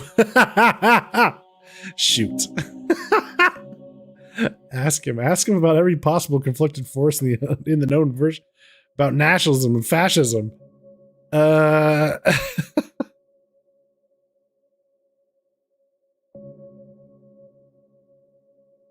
What does the red eye mean? You mean that symbol we use? That was adopted from existing symbolism. Ah, yes, that makes sense. I see. You would be one to figure that out. I never meant to build a religion, you see. But when we conquered a city full of ruins with that red eye all over the place, I think it was Ag. who came up with the idea, call it Earth's Red Eye. Turns out it was an albino lion warlord who held the ruins sometime before the trolls took over. A one-eyed albino, one red eye. The old man points at his own very much dark eyes and laughs. Worked out fine, though.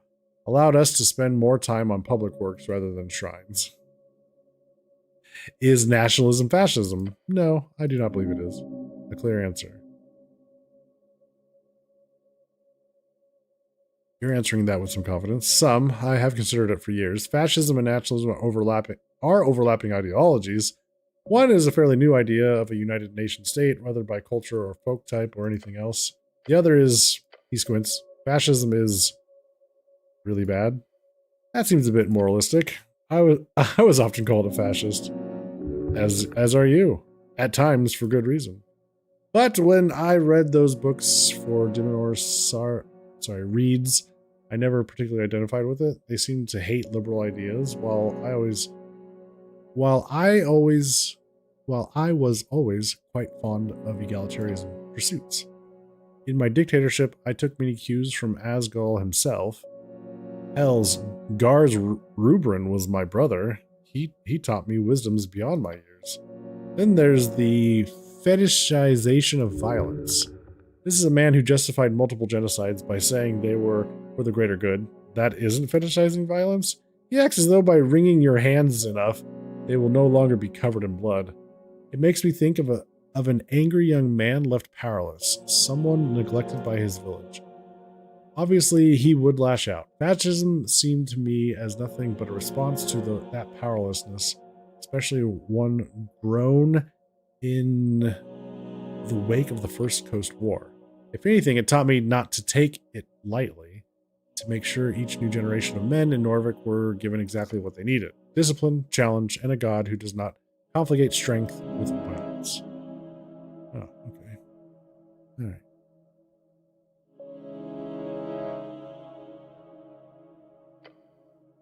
He does not look happy. Whether he had lived during your time or not, it would not have.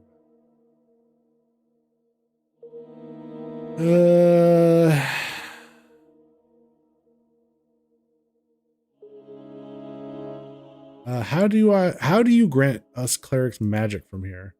As you've been taught, I channel the divine through strings, subconsciously though. Or maybe more like instinct. I'm an old hand at this by now. Might be a reason why I won't be allowed to move on. That I'm still needed to keep the channeling going. The contract is a two-way street. Does belief bind the god as much as his followers? Which makes me think of all the other dead gods out there, still connecting those thousands upon thousands of clerics into their sources beyond. I'm sorry. No, don't be. I'm happy to fulfill my duty here. It keeps me sane. But I wonder if the Mender feels the same, or if Lady Fair holds down the fort in some other tunnel. The implications here are quite intense. Incredibly. He talks about it as if it would be no big deal. I wish I knew more. Once I am forgotten, maybe I will get to see through this gate, to go wherever souls go once they pass. Deceased people who are resurrected do not remember anything in death. Maybe there is nothing beyond. Through the gate, it must lead to the source, to the gods truly beyond. One day you might gain that knowledge. For now, focus on the material. That will set you free.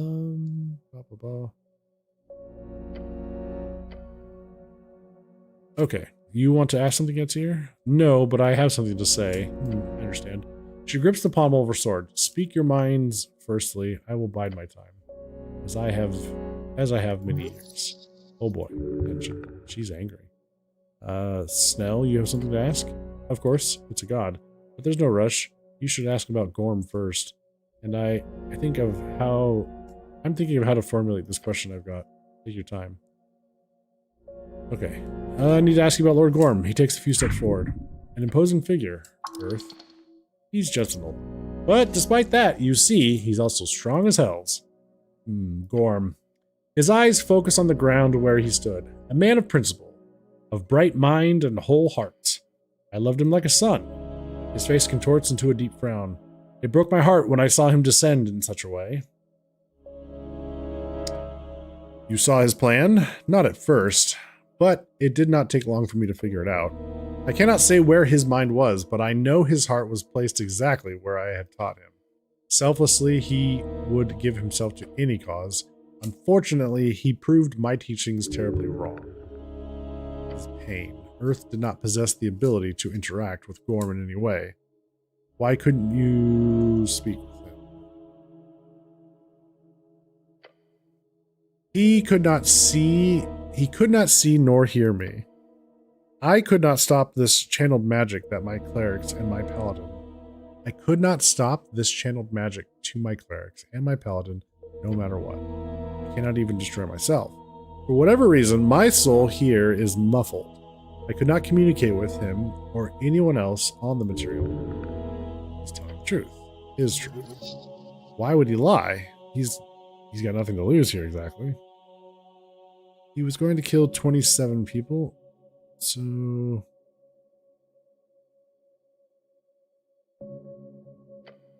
Yes, he was.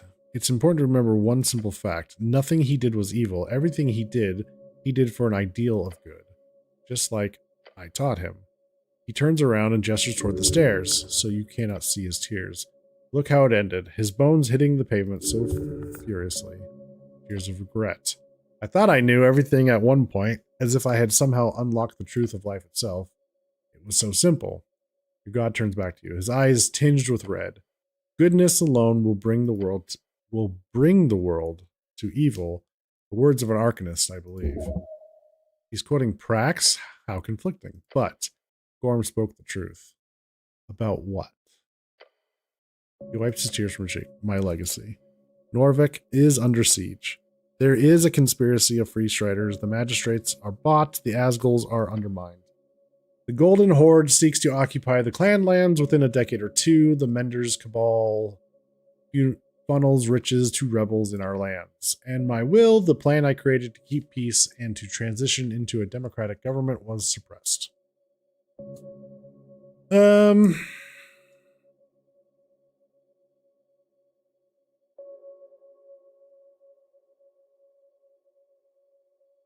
Yeah. Many folk do not think in that way. Many see it as just the coming of a new era. Your god gathers himself. This was all a calculated risk on my part. What do you mean? I knew this would happen, Ragan. Or rather, I saw the odds in strings. It was high, he says, with a clenched fist. Something like a 4 and 5. The problem, the odds changed while I was dying. That does not happen very often. An esoteric event, most likely. Suddenly, I saw the new probable outcome. This web of conspiracy. The old man shakes his head and looks very, very tired. The magistrates hiding my succession acted as the initial spark. The rest is your history. Okay. What kind of esoteric event? I do not know.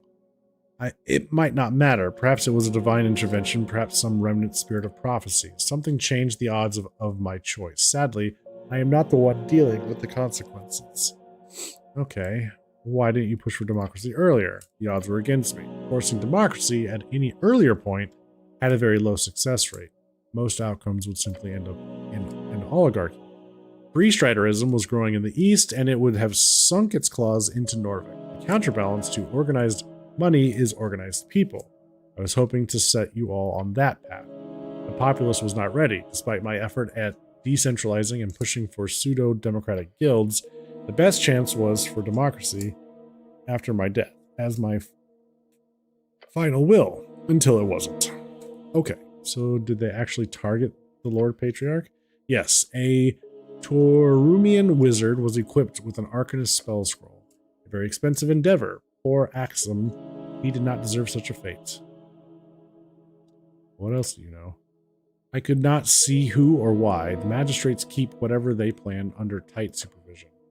They all stuff lead into their walls. Their homes are impenetrable for me or any other scryer. Gorm's perspective is, however, most likely correct. They targeted Askum to maintain their hold on power to avoid the transference demanded by my will. He had, just prior to the attack, been very adamant about enacting it properly. Would his spell have worked? I do not know. I do not believe he knew either. Okay, how do you see the risk so clearly? I did not share that secret often during my days. Lord Gorm was one of few I confided in with my struggle. Struggle? The one placed upon all us gods, he says while making air quotes. Gods.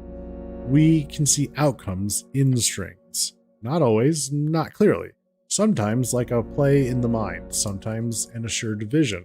But always there are odds, a choice, a chance, a risk. When I worked at my father's shop, I would work on a shoe and see exactly how 9 times out of 10 I would ruin the leather. As I grew better, my skill improving, the odds would change. Soon, I'd pick up a boot and see 2 in 5, then 1 in 4, then 1 in 10. Sometimes I'd still fail, but seldom. Over time, that simply turned into ever greater visions, along with greater power. Okay, so every god can do that? To my knowledge, yes. Besides the esoteric might and other powers, it is not divine providence, it's just probabilities. And so that's why you left your homeland. Yes. When I took my people to sea, we had a 50-50 chance of survival.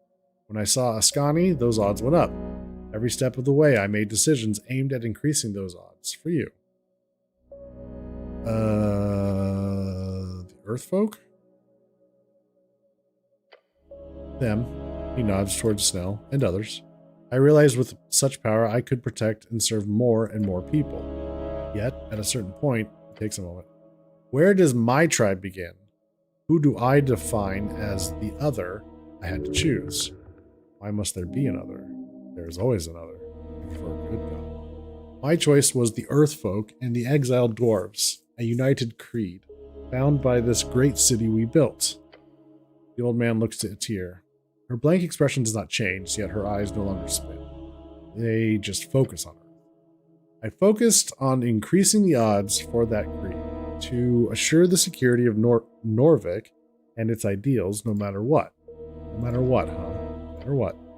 For almost a century, that absolutism has been the source of immense life and pain. Absolutism? No. Fascism. Fascism, you mean?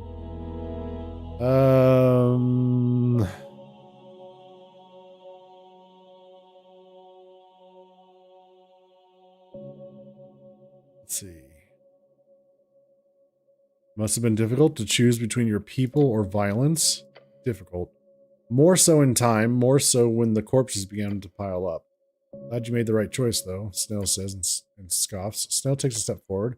At least you had a choice. The old man keeps his eyes on the goblin and places his hands behind his back. Not with anger or sadness. Earth wants to hear him out. You're responsible for the genocide of my people. Yes. Look at Snell, then look at Earth. Yes? Just yes? Your god says nothing for a few seconds, then he nods. Every horrible thing you have heard, I did. He looks around the void. He clenches his jaw and clicks his tongue a few times. Then he holds up a finger. I have one question. I've thought about it for a while now. My whole life, really. I need to ask it. I want to hear it. The goblin hesitates, then starts. Why didn't you just kill us all? The old man furrows his brow. No, really. Why leave us in this half-life? Because what? What is this? He says and pulls at his jacket. This! He slams his fist into his chest. We're not human. We're not dwarves. We're not goblins. Take away our language, traditions, our stories. You put us into these holes, expecting us to form into something suitable? But what is that? What do you want? The outburst causes you to shiver. He is screaming at your god. The balls. If you can see every outcome, or whatever, why the fuck did you pick this one? His words dripping in sarcasm and rage. Wait for Earth's reply.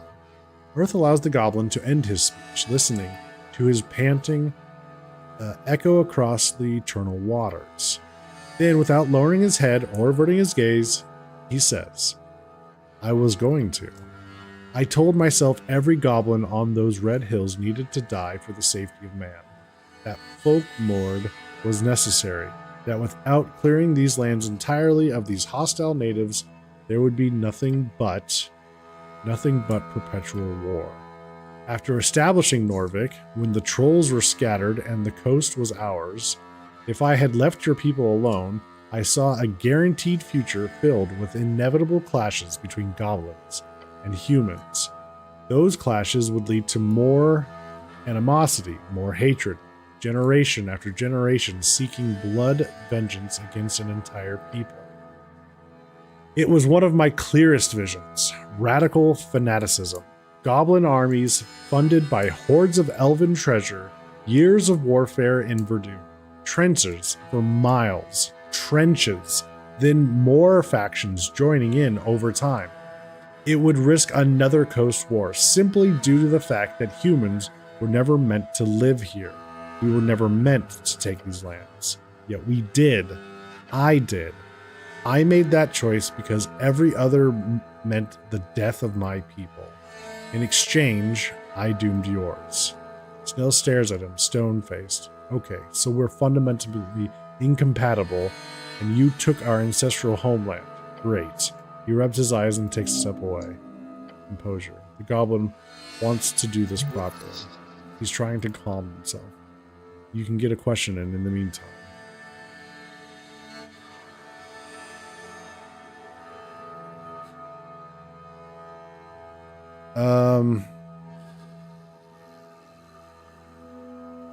I think it's proven that we are perfectly capable of living and working together. Yes, and I did see that potential. For one, goblins had a similar warrior culture to us Vikings. They had a collective mindset, not too unlike the dwarves, a clan structure similar to halflings. But the path of unity was not in any way realistic. Neither was meeting in the middle. At least in my vision, if my vision were to be believed. Incompatible, huh? There are many extreme differences between human and goblin cultures, religious practices, views on governance, some of it based on biological realities, some on environmental necessities. My vision did not show a path of reconciliation between them. I don't think you answered Snell's question. No, he didn't. Snell turns back, glaring at your god. Why am I alive? Why did you spare those 3 tribes, Earth? Yes, The answer to that is simple. I gamble. Your god looks up at the stars. The Battle of Morgrib, Western Verdun, on the 6th year of the campaign. The leader of the Krieg Thon is brought before me in chains. He demands a duel to the death. His name is Cran. To restore his strength for a fair fight, I invite him to eat with me. The goblin speaks Dwarven, Diminorian, and even some Elvish.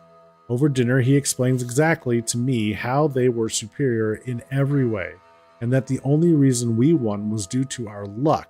We had a god. Theirs died long ago. Tokig the Gambler. Would have been fun to see these two clash. I agreed with him. Then we discussed my options. Cran told me I was wise for killing them all. If I did not, he said, they would eventually reemerge and destroy mankind. Once I faded like Tokig did. That each of his sons dreamt of spilling human blood. Snell's eyes narrow as Earth speaks. So I asked him, what of his daughters? Did they dream of war and slaughter, revenge? Cran told me no. Then he laughed at me and wondered aloud what a boring and peaceful life that would be. I spent the night explaining my visions to him. He in turn told me stories about Tokig the Gambler. For hours we talked, exchanging ideas, and I proved well and enough how I knew it all. As the sun rose, I saw in that conversation something magical. The odds had changed. Not by much, not so significantly that it changed my belief, but enough for me to make another choice, a gamble. I gambled on a path where humans and goblins could live together in peace. Look to Snell. His eyes are on the ground. We signed a treaty the next day. The forced assimilation of the 3 tribes was carried out. Cran served me well for 12 years, overseeing the migration to Norvik. This was the only plan of action I could see, with a success rate above 50-50. Success? Yes. He scowled. A successful genocide? Yeah. What's your definition of success here? Same as always. The least amount of death over time, as far as I can see. But not for my people alone. Not this time. For both our people. He lets out a conflicted groan. Well, you shouldn't have come here in the first place then. Perhaps so. His eyes speak of sorrow. If the Arcanist had not cursed our homeland, we would not have gone west in the first place. Earth wants to listen, nothing else. There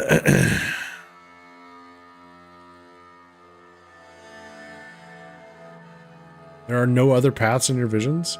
No, there were many. All of them ending in the near guaranteed destruction of my people. You ask me what you are, Snell? Let me tell you. He walks forward towards the goblin companion. You are something entirely new. The goblin's expression goes from angry to despondent as he stares at the dead god's approach. You can never be goblin. You can never be human. You're in this mess because of me and my evil actions. The old man throws up his hands into the air, reaching for the stars. So hate me, curse me, then go be a leader for your people. He lowers his arms and gives him a determined frown. They need you, Snell, for the new era and beyond. Make something that hasn't been seen before, something new, something better. Apprehensive and confused, the goblin turns away. I don't exactly have a choice here. There's always a choice, Earth says, while locking eyes with you. Some paths are just riskier than others. The goblin clicks his tongue. He glances at the god and mutters something new. You hear the anger and fear in his voice. Divine calling. You have a god tell you to push for leadership. A holy message. Tokig would likely tell you to take the gamble. If you ever meet him, be sure to ask. The old god laughs. The goblin looks on with a complicated expression on his face. Conflict dancing in the shadows of his mind. Rage and confusion. I'll think about it, Earth. A difficult exchange.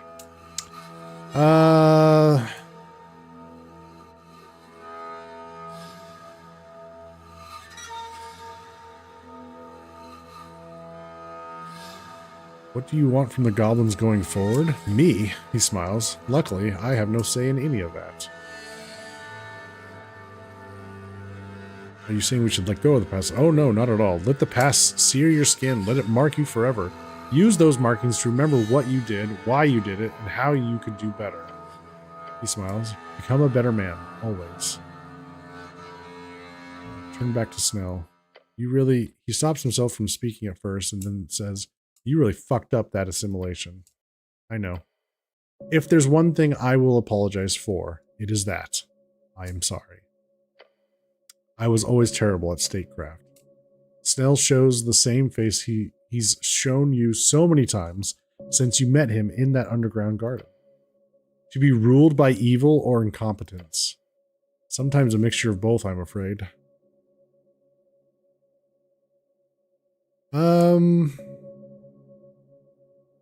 You can always do better. Agreed. Not me, though, since I'm dead. But you? We will see what string you two will walk on. But if it is of any comfort around this incompetent governance, I can assure you, Snell. He gives the goblin a meager glance. Lady Sageleaf is the one who truly changed the odds. Snell meets his eyes. Hope? I never expected it from someone like her. Alas, there are many things I did not see coming. If anything, your instincts are clearly a dowsing rod of their own. Now, he looks up at the floating angel. Behind her, a sea of stars. A tear. Earth. She grips her sword as if ready to pull it at any moment, her eyes spinning faster. Her voice cuts off, leaving silence in the void. Is she flustered? She cannot find the words. His strength overwhelms her. I do not want your service, Atir. I've told you this before.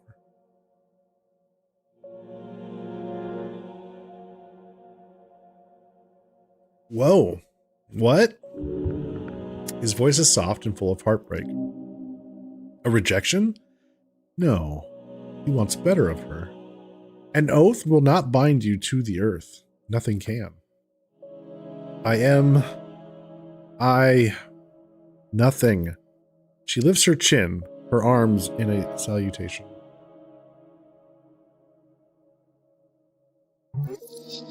As if striking a pose in the air just for the sake of confidence. You have done so much for men, for me, but there is nothing far more. I am lost. The intense telepathic words echo in your minds. You see Earth almost jolt, his head held high to meet the floating porcelain specter before him. I am lost upon this world. No honorable power, no avatar of goodness, no greatness of the choir. These remnants are children playing at running the coast, no different than Arcanists, human and celestial alike. Even ancients have gone mad or faded. And you showed me there was a better way. You fool! Your god shows nothing but empathy on his expression as she spits the insult into his mind. You absolute buffoon! You crutchy Smirtelniku? He smiles. I deserve that, I'll admit. I did not expect to fade so soon. I should have prepared more. But don't think for a second I haven't seen you. You dive into Earthguard work to fill the void in your heart. A deep sadness falls upon his face. My dear girl. A term of endearment. Look to angel companion and back to your god. He holds out his hands. You need to get involved in politics. Kura. You catch a glimpse of Snell, his expression sharing exactly your own disorientation at watching these two beings bicker. This nihilism, it's not what you need. You are an era-spanning warrior, a lady of Norvik, an angel beyond the grasp of the Horde. I am truly sorry my pride and ego got the better of me, so that I did not accept my mortality until way too late. If I had, I would have told you this before I passed. Make a choice. His voice is carried across the eternal flats. Anything but this limbo, I beg you. The angel floats closer, her eyes glaring at him. There is no good choice. Endless hesitation is the worst choice of them all, Atir. And you've selected it for years, every morning, every night. She lands upon the ground, her feet hitting the esoteric ground. Sometimes all presented choices are bad. In those cases, you might as well pick the most ambitious road. Aim at the highest mountain and see where it takes you. Her many eyes slow down to a crawl, focusing on the god. Am I wrong, Atir? With Atir now standing, you see the two of them are nearly of equal height. No, Earth. He lets out a sigh. You are, in your simple way, correct once again. I am to end my contract with the city and Darrow post-election. Good. He takes a deep breath and taps her on her shoulder blade. I know how stupid it is for a youngling like myself to say this, but I am proud of you, Atir. And I am sorry for my weakness. No, Earth. She gently places a hand on his shoulder as well. Your weakness is what made you special. I am happy to see you one last time. One last time. Atir lifts from the ground once more. She knows all too well how these things go. Earth looks upon you with eyes that remind you of your father. Aged wisdom, soaked in blood. I would like to have a few more words with you, Ragan. Before you return, he steps forth until you realize your god is near towering above you. Look up. I'm afraid we will never speak again, my son. Yes, this is all forced by his last will and divine might. So this conversation is truly simply an esoteric happenstance. Once time runs up, this will not align again. You spent your last strength on this. Yes, the last. This conversation, Ragan, he says, and places a warm hand upon your shoulder. The only time you will ever feel his warmth. The last time anyone ever will. It was worth everything.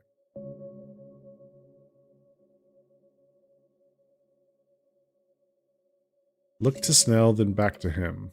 Snell looks on, his arms crossed, still conflicted, but with a now determined expression on his face. Look to Etir and nod. Thank you for allowing me to join you, cleric. Her voice echoes in your mind. You've done well. Look at Earth. I'm just a druid, is what that option should be in my opinion, but whatever. Yes. Some might even call you the cleric. Yes. Shut up, Strength. He understands you. Someone finally does. And wait. And you've certainly been mingling with the primal forces a lot. If you want to be a druid, you certainly have my blessing. Yes! Your god chuckles at you. What about barbarian? That could be a cool title, right? Bow your head. And the flame tongue. Keep it. It served me well for many years. Gorm would have wanted you to have it. Despite everything, he was a good man. Good man. Perhaps, yet a real man would never have let it come this far. A real man would have faced each trouble, blah, blah, blah, blah, blah, strength. Alignment is subjective as drawer, nothing but intent. Yeah. Goodness. Okay. It is not built under the whims of a cleric, no matter their intent.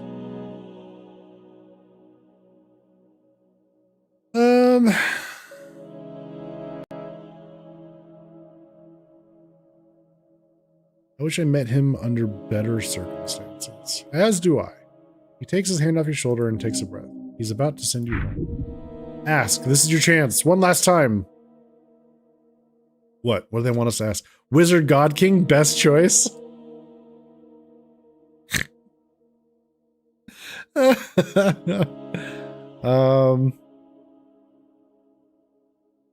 Can you see my future? No. It might be written somewhere, but I cannot see it. The coming era is yours. He looks to Snell, then to Etir. I believe in you all.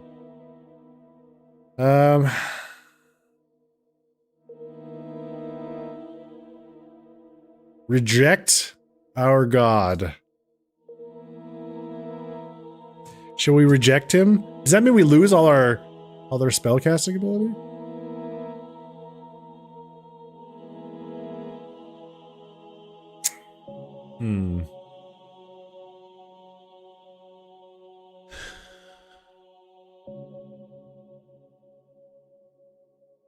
I don't pray anymore.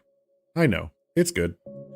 I am but a channel for greater things at this point. You will carry skepticism in your heart in the face of gods and ideologues. That will serve you well, I believe. He scratches his beard. I will tell you one thing, though. Do you remember your prayer, Ragan? The one you always repeated to me at the end of hard days? You remember every prayer? Not from all. It's mostly noise, as you can imagine. Interesting. As a channel for a greater power, he must pick up on all of it. Yours, however, it was such a simple prayer. That's what stuck with me. Earth holds up a finger. One thing you asked of me. All throughout your life. It never changed. Not once. The goblin companion follows this conversation intently, yet he says nothing. Right. That. He smiles. I do not promise things lightly, but I can promise you this, my son.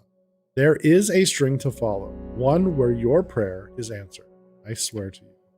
Your father is proud of you, for the man you have become, for the man you will be. I mean, out of respect, you just say, my lord, Earthlings, you're not alone. Then he takes a step back, his eyes shimmering in a faint glow. He looks down into the water. It is time. The election has begun. What? Right now? Right now. A funny thing, isn't it? Wait, now? Is it now? It's already... Shit, I've got so much work to do. Your god holds up a hand. No worries, Snell. I believe Miska has covered it all. She will be glad to see you back there alive. Trust me. Ah. Oh, yeah. Good. He is flustered. Darrow looks quite mad, however, he says to Atir. Good. I am looking forward to it. Of course you are. So what will happen to you? Oh, I'll get a good rest. That's most of what I've done here for these 27 years. I'd wager the rest of my strange existence here will be just the same. Your god shrugs. But then again, who knows? It's just luck. Fortune follows the meek. That is, the man who carries a sword, but knows when to keep it sheathed. Is it safe yet? Meek? No? Darn. Master, please go home. Stop talking with this with old bald man. Earth stares at the mouth on your scarf. You really pick up all kinds of friends, don't you? He touches his scalp with a laugh caught in his throat. Old bald man. How do we get home? Same tunnel you get your spells from. Just make it a little wider for you. We are ready. Your god holds out a hand. From it, a white drop falls. It hits the esoteric water below. Whoa. Goodbye, Nut. Hold on, one more thing. You need to ask, my lord, before we go. Yes, my son? His voice echoes through the blinding light. What should I vote in the election? I don't. That's the question. You catch him by surprise with such a question. Though the light through the light, you see a smile appear upon his face. He laughs. Your god lets out a loud and boisterous laugh among the radiant power of his divinity. I think we both know you don't really care. It's true. We're agnostic. We're apolitical.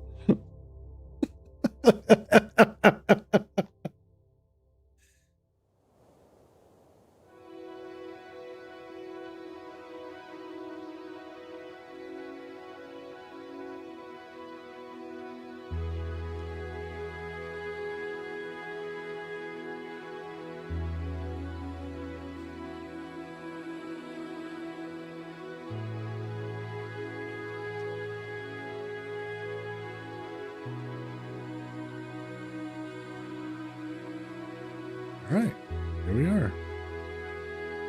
That's a lot of people to talk to. Holy crap. Okay, the city roars around you. Flocking the streets, hundreds seek their designated polling place, and you lie on the central street of Polstad, having successfully made it to election. Gasp for air, and over you... Ah, shit. First thing you see is Snell getting up from the pavement beside you. He looks pale and queasy. Why didn't you tell me this portaling business would come with nausea?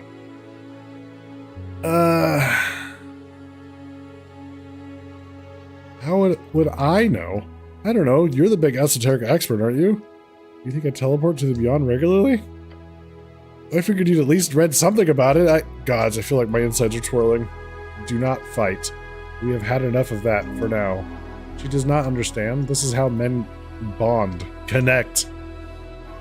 Looking to your other side, a tear rises from the ground once more. She looks undisturbed by the plane shifting. I should also mention, I am glad you are alive, both of you.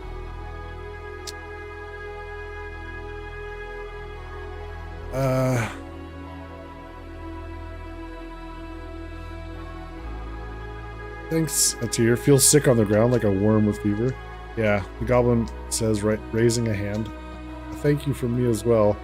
Here's many eyes look around. It appears we have not been too conspicuous in our arrival. We must have appeared without fanfare. Good. A bit anticlimactic, but convenient. Good way to describe it. She ascends and tells you both Darrow is waiting. Come speak when the time has come. Angel floats away up the hill. You hate to watch her go. Snell stretches a bit, then takes a glance around the crowds. Old man was right. Election sure has started. I guess we lost 2 days, or 2.5 maybe? I don't know. You're the math guy.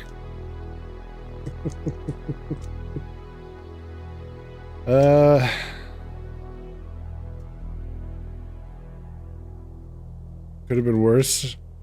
He could have dropped us off in Kargamesh. Lucky us, he mutters, and looks like he's about to throw up as well.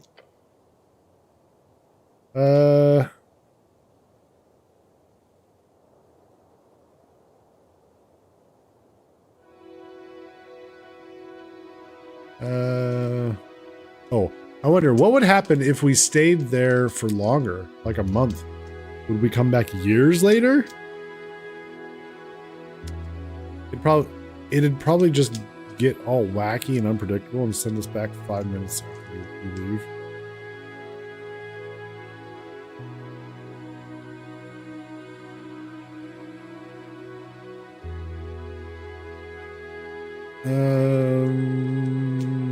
Yeah, who knows? Yeah, I think this is pretty safe. The goblin takes in the sight of election day. He breathes the air. His shoulders drop. Everything is fine. Nothing is wrong anymore. You live. Live to see another life. A relieved smile on his face. Get up from the ground. Right. Game plan. It's not that late in the day, so there's no rush in voting. They won't close the polls until 9 o'clock.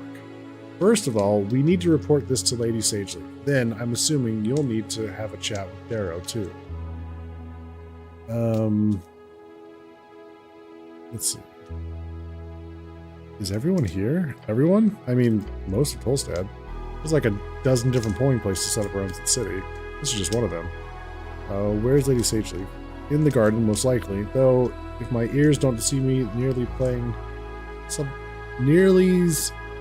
something on the field, we should go look. You should report to her first of all, in my humble opinion. Don't want to keep her waiting. Okay. Who else should I talk to? That's up to you, cleric. And there's no stress. Once you've got the important stuff out of the way, you've got all day. It's only 10:20-ish. Where do you think he is? Probably out here somewhere. Okay. I need to figure out what I'm voting. Hang on. Should I tell people I met Earth? He shrugs. Honestly, I don't think anyone would believe you. Or at the very least, not take you too seriously. But you do you. Alright, let's go. So she thinks we should go... He says we should go report to Sage.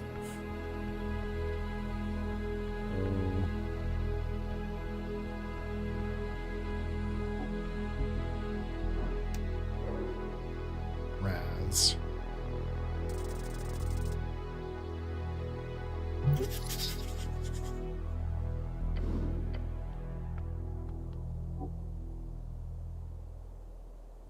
Right. the crazy Demi-Lich is over there. Oh, there's our... Oh yeah, I definitely want to talk to all these people. But...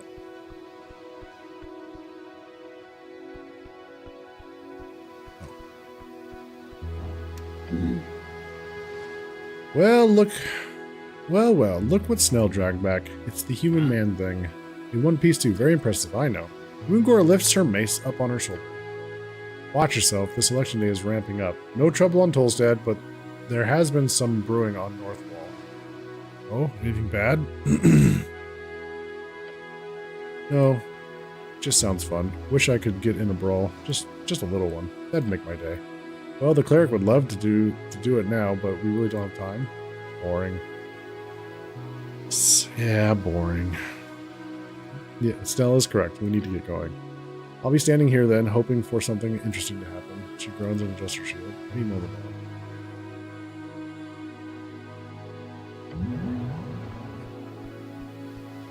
Well, we can't go down. Oh, there she is. Okay. You approach the goblin chieftain sitting on the grassy field by herself. You notice several eyes fall upon you from the bodyguards stationed across the area. They're ready to attack you at a glance. She is enjoying the sun. She doesn't look so intimidating sitting out here. I'm back. Yes, I can see that. She squints at you before closing her eyes again. Snell? Yes, my lady. Report. How did it go? The necklace of fireball was used accidentally in the tea shop. It was meant to go off underneath the temple on election day. Right about now, in fact. She leans forward in her seat and glares at her servant. Lord Gorm in the Beyond wished to use those deaths to bring back his god from the dead. She stares at him. You know, Earth. I got that part. Yeah, so, Lord Gorm was dealt with and he is confirmed dead. I can confirm that. She glances at you, then back to Snell. I see. So the threat was neutralized. There should be no ongoing repercussions. Dragon clicks her tongue. I want more details later, but good. Well done. She turns to you with a slight smile. You as well, Cleric. The service you've performed here is more than I ever expected. You are... Right, that should be it. Then there was that chat with Earth. Right. Lady Sageleaf then looks away twice before raising her eyebrow to the sky. Excuse me, did you say Earth? You handle that one. Yes, Earth lives in the space between. He's dead, but his spirit acts as a channel for the magic. He's just there? Yeah. Or rather, he used his last strength to reach out this time. We had a nice conversation, a good talk. She points a finger towards Snow. I want a full report on this later. Of course, Lady Sageleaf. Then the Goblin Chieftain grumbles to herself. Esoteric bullshit. Agreed. Cool esoteric bullshit. Whatever. She groans. It's good to have you back. I am at least very glad you did not get stuck out there in the void. And you, Snell, I am very, very happy you made it out alive. You are my best runner after all. My lady. He bows. Nerd. He loves her. He is honorable. Bow your head and leave. Okay, so we've reported. Done and done. Who else can we talk to? Oh, there's the...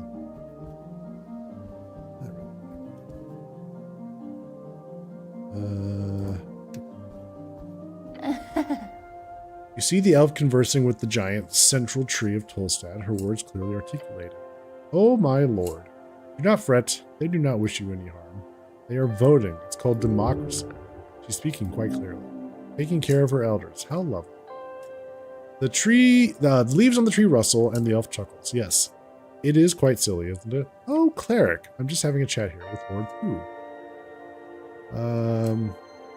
Hello, Nessun. Hello, Lord Pooh. The leaves rustle again, and the elf translate. He says hello. A branch sways in the wind. In a minute now. We have to be polite first. The cleric is a great hero in this city. What did he say? Nothing, cleric. She chuckles deeply. I've been meaning to see how it went for you, actually, with your little trip. Glance at the pillar drawer. Yes, that trip. Lord Pooh here saw it all. He sees most things around here, in fact. So he's interested too. Aren't you, Minun Uni? Went well, almost died, but that's usually how it goes with most things. Hey, Whitehall Days. How's it going? It went well, almost died, but that's usually how it goes. Snout listens to your description intently. Interesting. Communion with primal strings and our little Vatar makes it clear the disturbance of the tea shop has been calmed as well. You should feel proud, cleric. That is an accomplishment.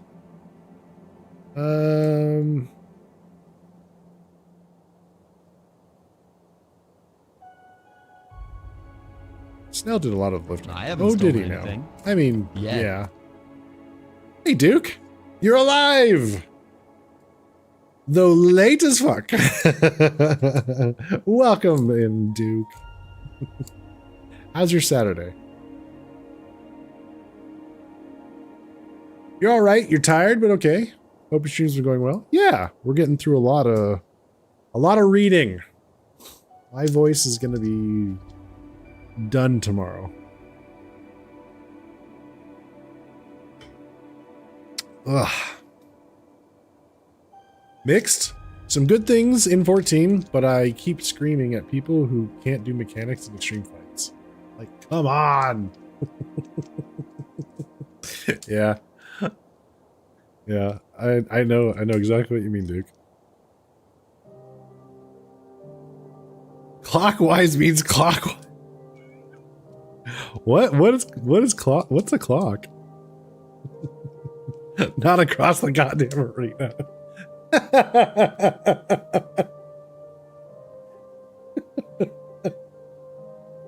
Uh-huh. Yeah.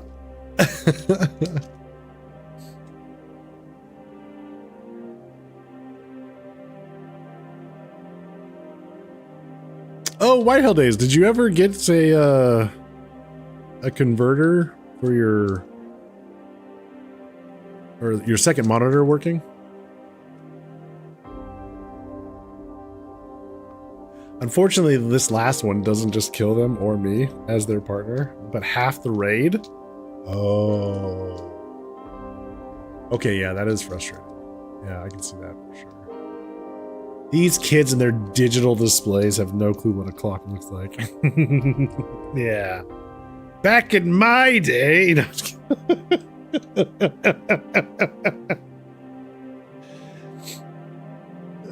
also, I ate supper late, so I'm going to be up till midnight to avoid heartburn. Well, darn. Oh, darn. We have to hang out with Duke for a couple more hours. Whatever will we do? Oh, no.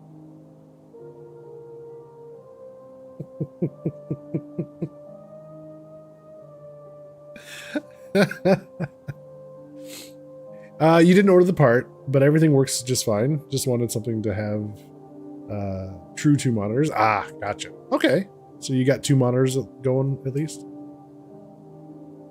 Cool. Hey Duke, have some pizza. Pizza. I did pay an artist to write smut about my 14 character though, so looking forward to that. Did you? Wow. Okay. How interesting. What is, if I, you don't have to answer, but I am curious. What is that? What is the cost of that? Like, how much does that set you back? What the fuck? I'm sure there's an OSHA violation in there somehow. There's an OSHA violation in there? Where's that railway?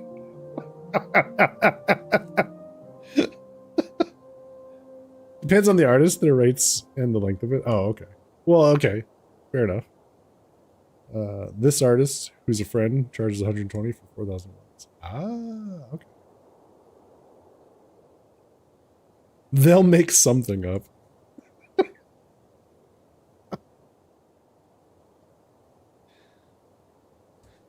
All right. Well, cool. Let us. Through the quad and into the gymnasium. Come on, everybody! Woo! Come on! We're streaking! Thank you, Duke, for the 20 stream streak.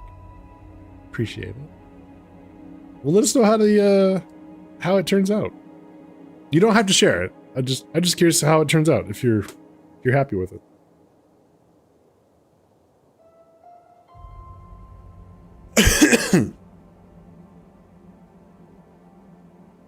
Maybe we should leave these 2 lovebirds to their action. Your companion mutters behind you. He stands quite a bit away as per usual. Yes, perhaps we should. Although first I should speak with you about a certain topic. Druidism, cleric. Yes? That is a true path to walk. That is folly. No!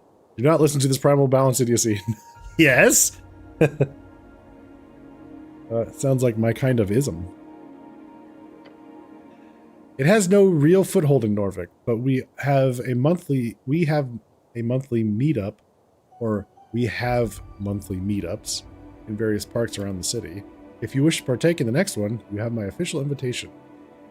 I would love to join. Nature is awesome. Wonderful. I'll be sure to get enough Fifka for all of us. Fifka? Dwarven term for tea and cookies, or something else sweet. Usually used... Yeah, sweet. Yes! We usually discuss primal incidents, how to keep our parks and below areas safe from expansion, and so on. I'm sure they would be interested in hearing about the tea shop. Some people expressed concern over if it was primal or elemental related. I'll be glad to see you there, cleric. I hope you two enjoy this election day. That fish will stick his head out of that bucket. I'll adore it, fish. Smiles. This isn't the first time I've commissioned stories from this artist, so I'm always happy with it. Oh, okay, cool. A good elf, rare breed. Snail clears his throat, looks awkward. Time to go then, cleric. He is standing quite a bit away from Nessun, as always. Why are you so scared of mushrooms? Where does this come from? Not scared. It's a rational aversion. Nessun chuckles a deep chuckle. You could probably dig a bit here. Tell me! No! Oh, it worked! Friendly local druid pushed it over. Just push for it. He'll break. Come on, you can tell me. After everything we've been through? The goblin rubs his eyes. Fine, okay. He turns his face to Nessun. It's not because of you, first of all. Even if I'm sure you'd gladly take the credit. Of course. She smiles creepily, her eyes half glazed over. It's a bit of a cliche, but I fell into a mushroom patch as a kid, during the garden expansion. Spores got in my mouth and my eyes. It was awful. It took weeks for the icky feeling to disappear. He shudders. So excuse me if I'm a bit standoffish, okay? Stackers Snell? Poor little one. Oh. Wow. That's so funny, it's almost sad. I'm sorry that happened to you. Stacker Snell. He groans. Don't call me that. I heard the halfways have had trouble early on in the expansion process. Lots of little incidents like that. But I can promise you, mushrooms are not so bad as they seem. If handled properly and not used to trap little goblin children, they are quite lovely fungi. Sure, I get that. But I'm still going to stand back if that's okay. Of course, Snell. Just let me know if you change your mind later. I'm always available for a hug. Right. Tell Lord Pooh thank you for the cash. Some good stuff in there. The tree rustles. He understands you, and he tells you. You interpret the tree as telling you, this ugly flesh pile does not deserve my treasures. Ooh, you can't say that. She slaps the trunk. I apologize on his behalf. Flesh pile? Flesh pile? She smiles at you. You are good at reading the tree. Oh. She leans in and whispers to you, I will calm him down. Sorry about this. Yeah, though I gotta ask, like, really, what is your relationship with that tree? Fine, I'll admit it. I might be stringing him along. Oh. Yes, nothing I'm too proud of. But some trees are more of the more virile variety, tend to enjoy attention.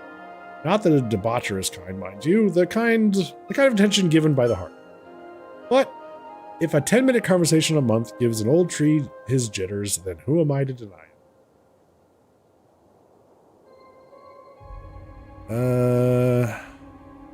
Sounds like elder abuse.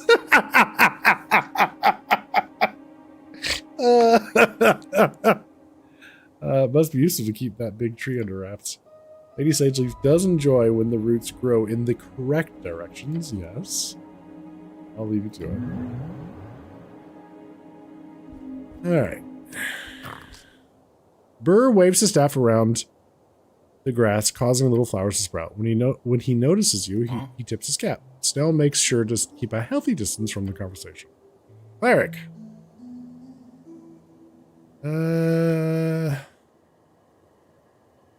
You speak normal now? No Burr? Ness casts tongues on me.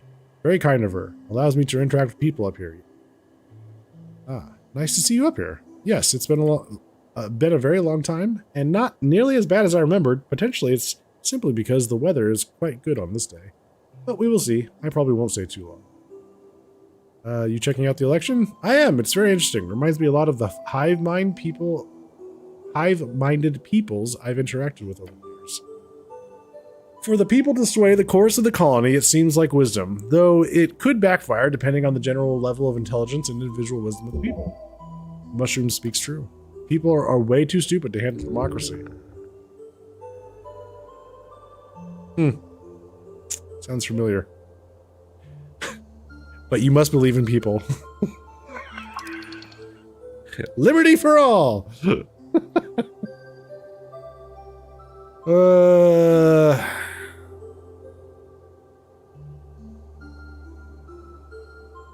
We'll see. I'm apolitical, so I'll win either way. Oh, seems smart. It's interesting to talk about this. Lots of people here seem to know about democracy. Thank you for sharing. Hope to see you around. You as well, cleric. You appear to be a great person among your people. I wish you and your followers well. He speaks as if you are a god yourself. That could be a thing. You do deserve followers, obviously. Oh, gosh. I don't think I ever spoke to this guy.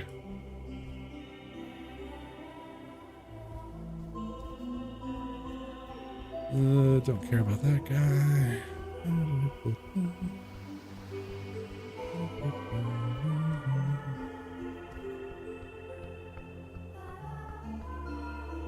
Alright, who else is here? I could talk. I don't really care to talk to these folks.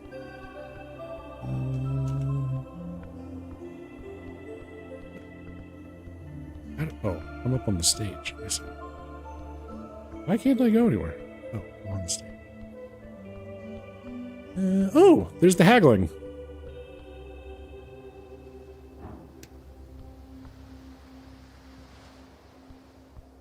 Okay. Hey. Rick's Bitter, the local taverner. Oh, wife, it isn't the cleric. Hello, Rix. She stretches the bit with a sigh. My goodness, such a lovely day. And here I am, busy as can be. You need help with anything? Oh, or maybe you want to share how your little quest went about?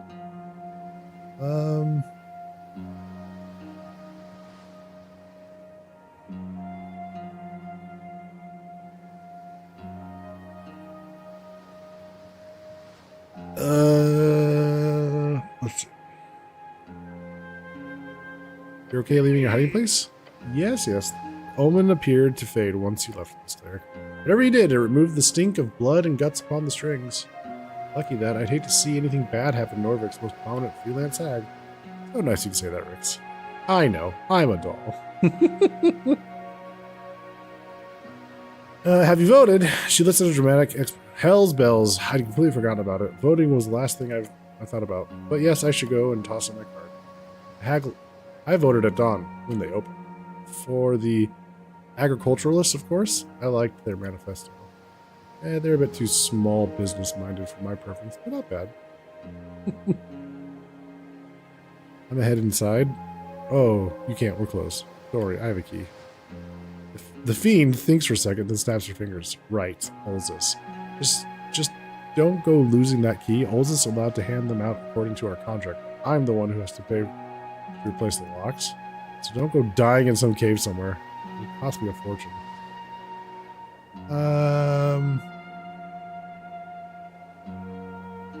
I would never die.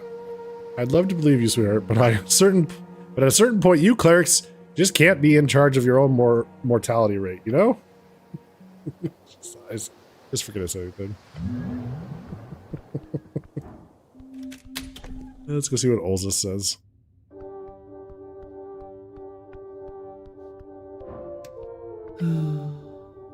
Big party outside? Yeah, it's the election. I'm joking. Just because I'm on a divine mission doesn't mean I can't be able to serve. She takes a swig of wine. I have a good feeling about this one. This ongoing change, it feels different. Might just be my superstition, or perhaps all these people I share my lair with these days, but I like this era. It's interesting. It's on the barrel, or maybe it's the wine talk. It's a good feeling era. Only lived for 30-something years, human. Wait until you've lived through three eras, then you can comment. I'm 27, actually. Oh, interesting. She sort of sips on the wine. As old as the era. How prophetic. I have destiny on my side. If it helps. Anyway, how did your little planeswalk go? Went great. Good to hear. I figured that emerald would work wonders. Been a while since I handed out a key like that. Anyhow, how'd it go? I met Earth. You did? How is the old badger? He's good. Dead, but good. Good to hear. Sad, but good. I'm sure happy you survived. Going out beyond isn't exactly the safest hop. She finishes her barrel of wine. She lets out a sigh. What a lovely day. I think I'll have another. I'm in a very good mood. She's so drunk, she's doing the opposite of speaking in riddles.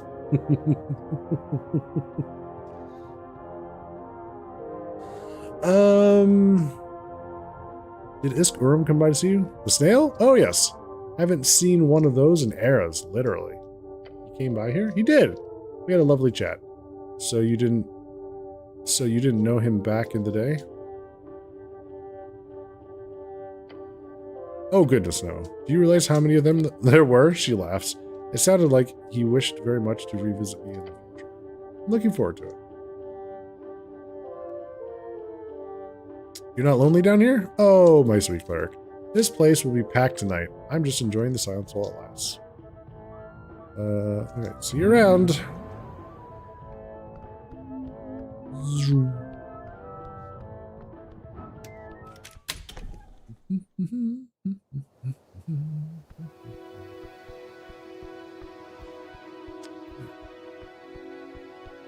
I do want to talk to the snail at some point. I think he's fine.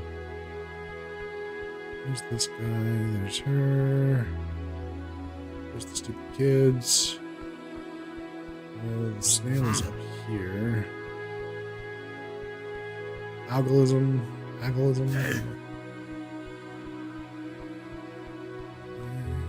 There's my bike.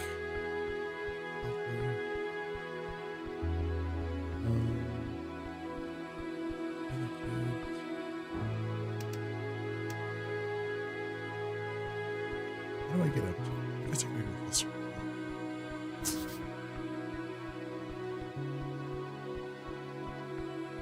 Maybe. Uh-oh. You stop? Hmm? Another ominous feeling. Not another assassin, right? No, it's a familiar feeling once more. It is. Hello, Rang! Motherfucker! It's our patriarch. Patriarch Ixcraft. I'm sending you because I saw you appear in my divination orb, also known as a crystal ball. Your skull rattles hard. You popped out of existence for a while. I figured you got swallowed by the same esoteric event that caused the tea shop. Well done making it back. Proud of you. The message cuts off. Now you may reply, if you believe that to be in any way worthwhile activity. I caught up to the culprit. Everything is handled and the election is safe. I've traversed the beyond, faced every demon in the back of my skull. I'm not sure I want to be safe. It was Lord Gorm, but I handled it. Everything is fine now. I'll give you the details at the towers as soon as I'm able. I met with our god patriarch. He's watching us all. I have much to tell you if you wish to listen.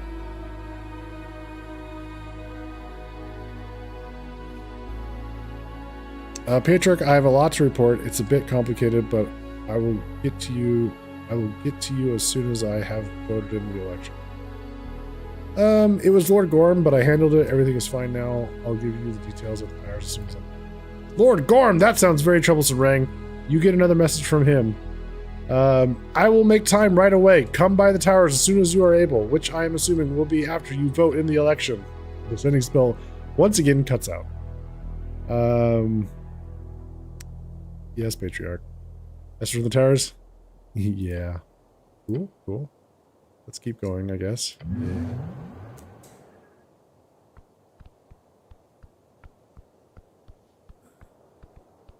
Yeah. Okay.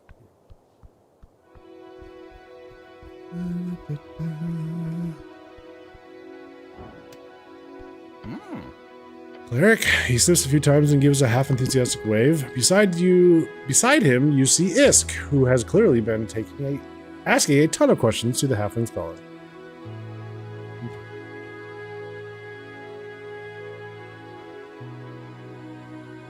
So you've met Isk Urim. I have. Heard you had a hand in letting him out of that stasis. Extremely fucking interesting. Thank you for the kind description, my good halfling. You are fucking interesting as well.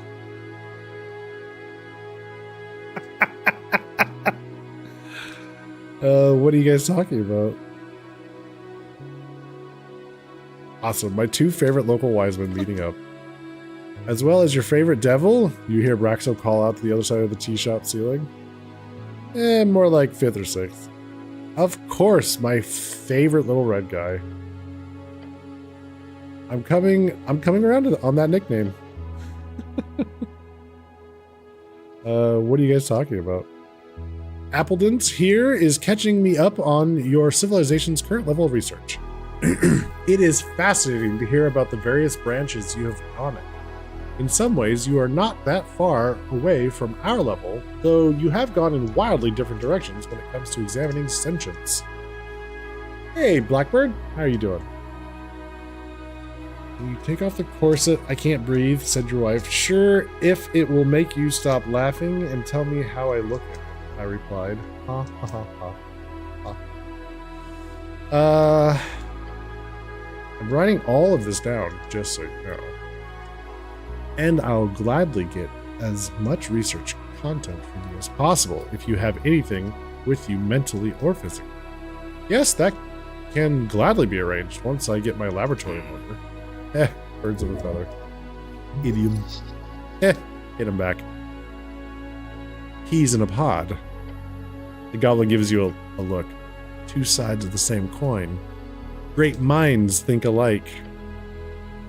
Marching to the same drum. Thick as thieves. His expression now says, you know that one? Damn. Pots from the same clay. Cut from... His eyes widen. The same cloth. He raises his hands. You win. Thank you. Thank you. Snur and Isk appear to have stopped paying any attention to you and have returned to debating something esoteric. Alright, I'll leave you guys to it.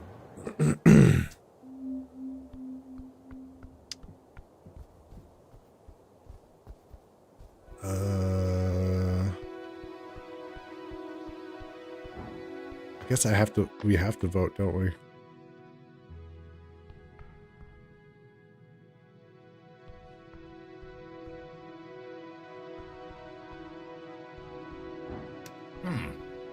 Snow looks ahead at the queue. This will take a while. You sure you're done looking around? There's a heavy sound in his voice as he speaks to you. If you feel like you're done, he's going to miss this. Been one hell of a quest. No, I've still got stuff to do. Leave and check around a bit more.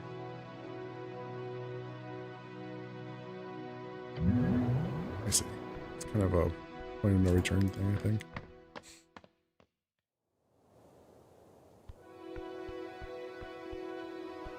There's Darrow.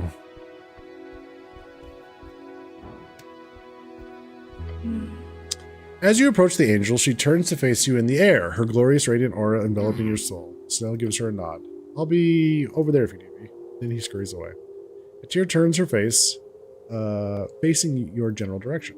The crowds are filling the streets. Voices cast for the future. Among all mortal behavior, it is this I treasure the most.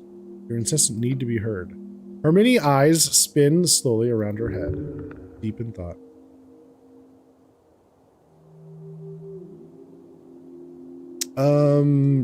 You okay? She lowers her altitude, descending a bit closer to you. No, cleric.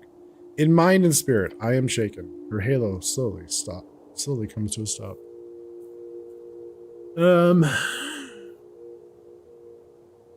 You should follow his advice, Atir. Be your own woman. Do you speak as the follower of his divinity or as a man?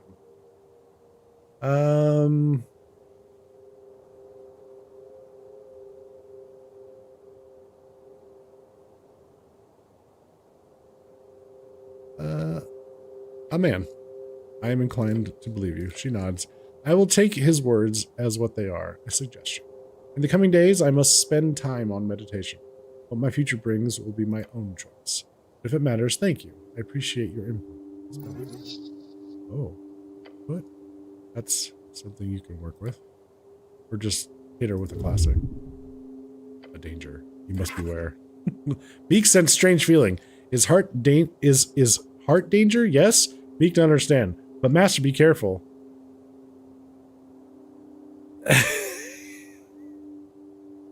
Hit her with a classic. Oh no.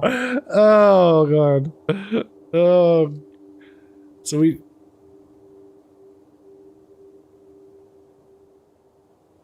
Oh wait. Let's see. I appreciate your input on this matter, Cleric. Okay. Is this really the best time?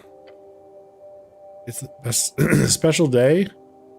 You got some nice banter? Go for it. Yes. Seize the moment. Seize the non-mortal potential girlfriend. I have something I'd like your input on as well. Attempt to flirt. Oh boy. Okay.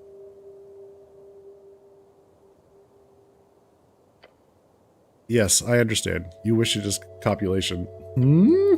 Copulation. Ow! Your heart skips a beat. Oh. Well, that's slightly horrifying. She's going for it. An interesting turn of events. Oh no. Quick! Heal myself. Damn. That hurt.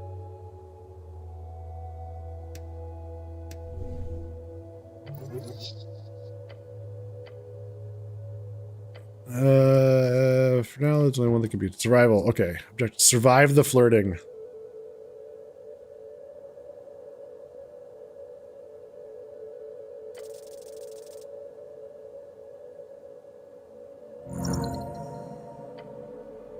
The pain, the fear. Yes, I can handle this conversation. Yes. It's here. Yes, Cleric. Let me take you out on a date. Her eyes begin to spin faster. On this day, I have chosen to act human. Perhaps that may continue in the coming weeks as well.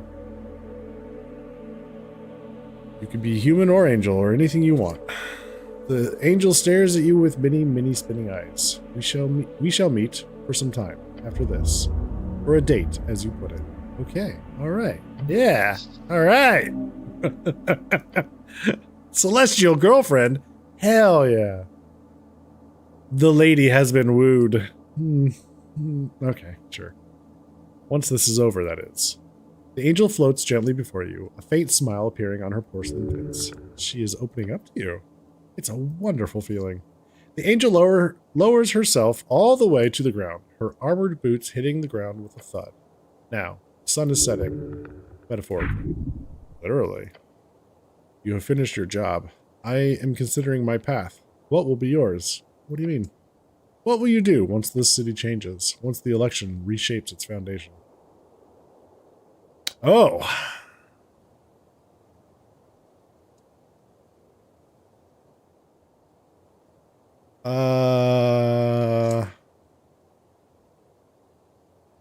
What would our character want to do? Become the best damn druid ever. I know exactly what I want to do. Her halo floats closer to your helmet. She gives you time to think.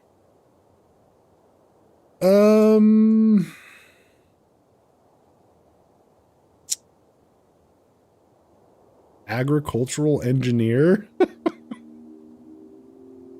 going to help people, no matter how. That's probably the best way to go. I'm not going to become a wizard. I don't want to go into politics. I'm going to help people, no matter how. You are a good man, Cleric. I like that. I will watch your path with interest. My guardian angel. Do not call me that. Too late. She crosses her arms across the breastplate. True. Her many eyes observe you in silence as the roaring city around seems to fade away.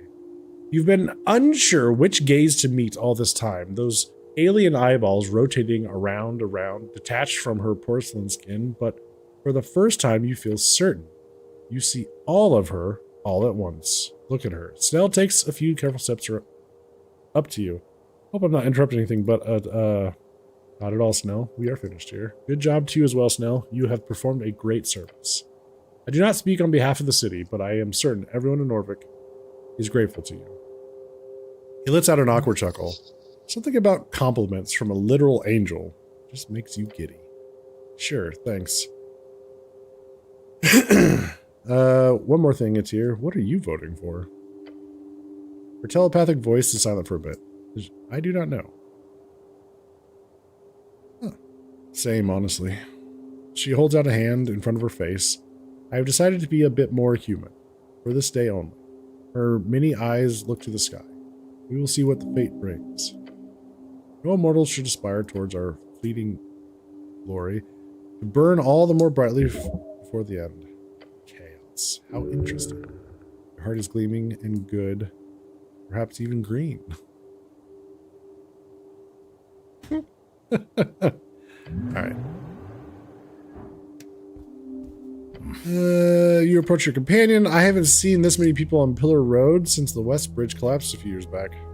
It's going good, though. I'm surprised. Well, because the peace was upheld. Sure. I was thinking more about the type of chaos brought on by normal people gathering in large masses. I expected a few brawls at least. Some drunkard falling into the river, something.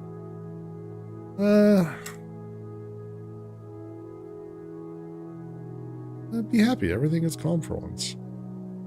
Or the day's not over yet. Shit, I shouldn't jinx it. You're right. Your goblin companion lets out a heavy sigh. Let's get going. And remember to go vote when you're done. I need to drop in mine as well.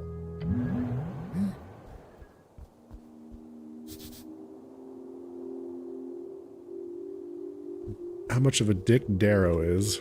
Yeah.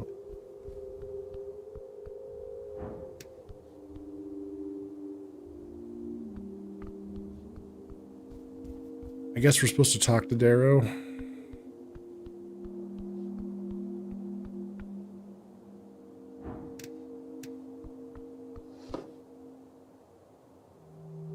He's got 1,200 coins on him.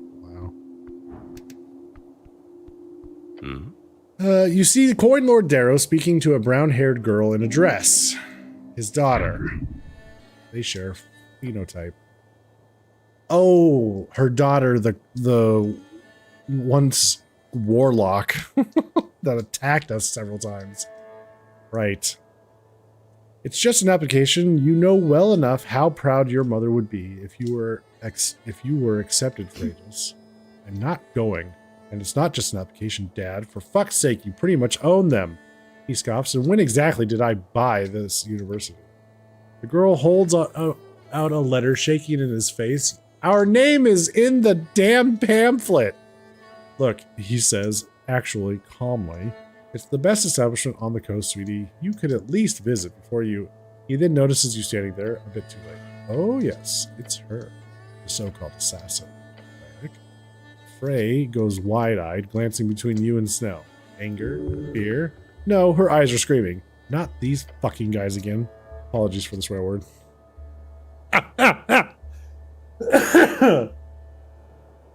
Sweetheart, we'll continue speaking about this over dinner. Yes. The message appears in your mind. Shut your fucking mouth and don't say anything to Dad. After sending the message, she mutters an awkward, of course, Dad, before sending you one more message. Please. Yeah,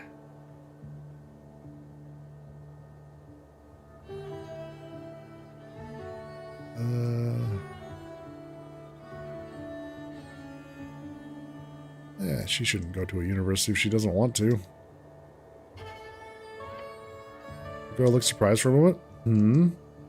She could work manual labor here in the city. That builds character. She should join the youth guard. Or the youth needs to learn from their own mistakes. That takes freedom. She could work manual labor here in the city. That builds character. He laughs. There is some wisdom in your words, cleric. We'll talk more tonight.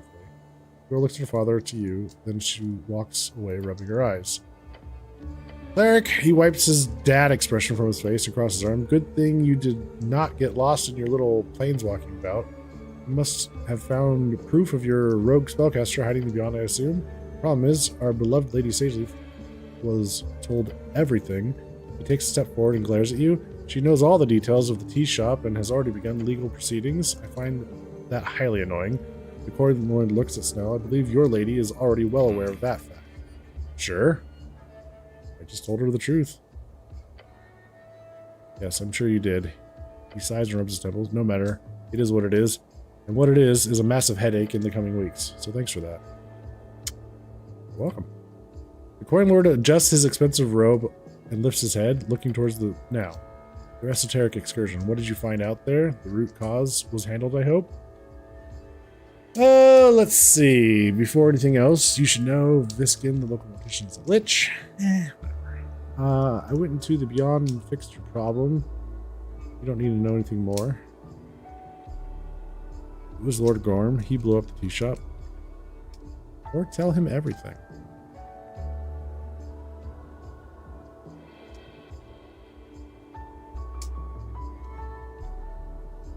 I'm okay with telling him everything.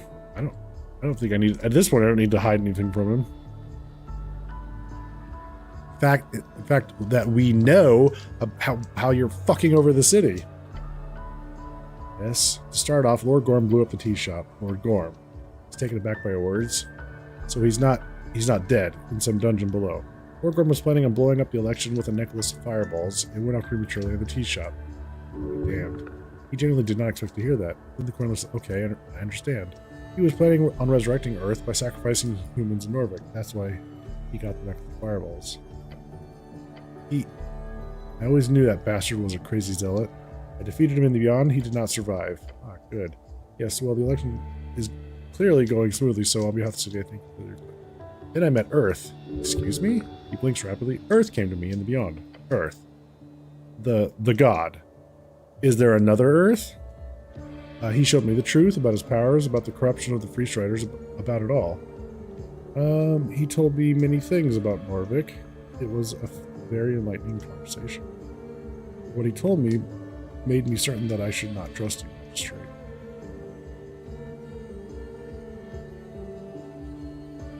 That one. He stares at you with a deep frown. Right. His expression speaks of two things. Fear that you might be correct and hope that you're crazy. He really hopes you're crazy. You speak the truth. I would suggest keeping that knowledge close to your heart, Clara. I won't. I can't stop you. The Coin Lord sees more people arriving from the hill, his eyes narrowing. This is the end of our talk. As you might imagine, I'm quite busy on a day like this. He starts walking away towards the crowd. Be wise, be vigilant, cleric. His words come across more as a threat than advice, to be honest. As he disappears, Tolstad smells the little groan. What an asshole. A massive, sneaky asshole. The biggest on Tolstad. Absolutely enormous. Gaping, if you will. What an asshole. Right, was there anyone else that you guys wanted to talk to before we do the voting and move on?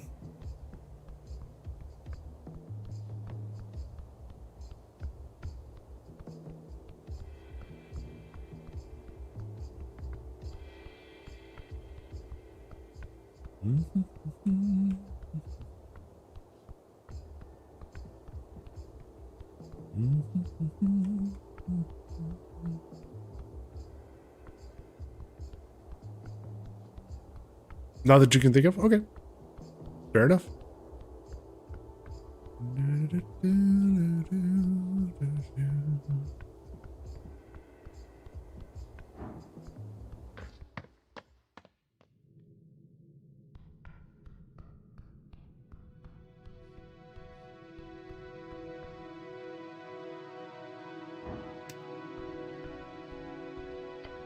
Okay. It's getting late. Your companion looks around the chamber. The fate go. Might be time to cast your vote, eh? Yeah. I've talked with enough people. Let's wait in line. Finally vote in the election and finish up the quest.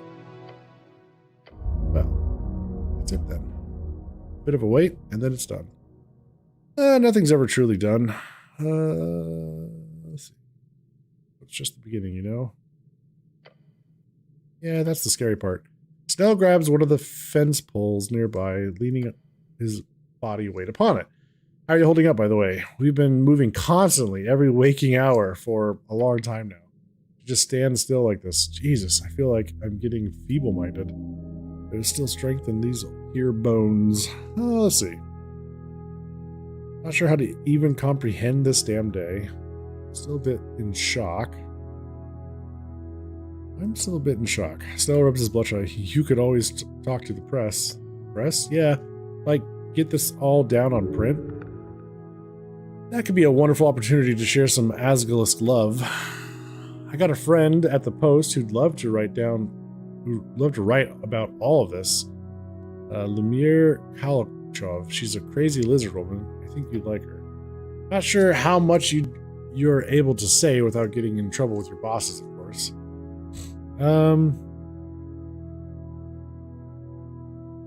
I don't care what patriarchs think. They'll be out of a job after the election anyhow. I don't think even the Freestriders have the power to flip that entire hierarchy on its head. Not in years, at least. I do like your thinking, though. But that's for tomorrow, or next week, or next month. Who knows how the city will look by then. How hollow it will feel afterwards. But more importantly, will Snell be okay? Will his people make it through this challenge? Let's see. Will Lady Sageleaf be okay? Yeah, don't worry about her. I've helped build one hell of an institution here. It'll make it through, no matter who's running the show. The HWBT will survive, I'm sure of that. Whatever you do, do not equate them to cockroaches, right? I think you're right. Sure, we've got spunk. Goblin grins. Now you, on the other hand, what about me? Well, what's your plan? You will be the hero the city needs, no matter the cost. You will serve, bend over, pray for mercy. You will be the most powerful spellcaster on the coast. In time, of course. You will help make the city a utopia for all. Snell gives you a moment to think. He's actually interested. Oh, well. I'll be the best cleric. I'll survive somehow. I'll hone my magic. I'll find another job if this whole cleric thing doesn't work out.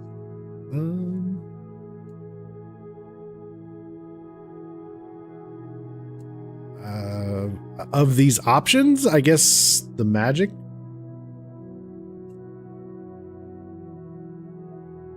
Doesn't necessarily, it just means magic. It doesn't necessarily mean be a wizard. He shoots you a wicked grin. Honestly, not a bad idea. You're clearly a bit of an esomaniac. Thanks again for telling Darrow to shove it. That was great to see. I did? When? You know, when he told you to dismiss me? That was cool, really. Didn't expect it. As you keep talking, the chamber appears to grow ever thinner in smoke. You only have a few more minutes left before it's time. You know, I gotta ask about your political opinions. The goblin sighs. Clear your throat. Yeah, hit me. Say it through a... What are you voting in the election? That's private. He wants to have a piece of it to himself.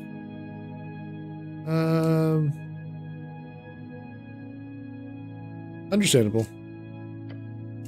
I did expect. But he lets out a hearty scoff. I'll tell you this much, though. It won't be the Freestriders. Good choice.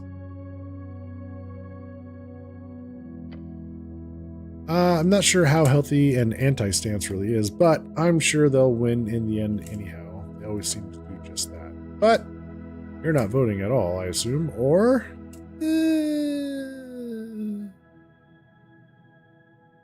I'll decide when I get there. Fair. Brings out a yellow notepad. I'm not the type to write stuff down, I swear, but at some point I realized I should note down how often you make all of these political comments. He got pretty ridiculous at some point. Then he flips through it. Here. Snell shows you a page full of scribbled lines. It's like 30 times cleric. I'm not saying you should be politically engaged, but you're clearly a bit too fixated.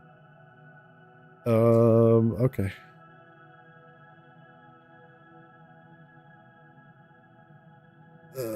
What? Really? All right. It's important. I suppose so. The goblin shakes his head, placing his bag. He looks away. Silence. There's something. Something is left unspoken. It's weighing on Snell's mind. He takes a deep breath, just a bit longer, and it's all done. He does not want to address it unless you do it first. What's going on? Snell's a good person. He is a goblin.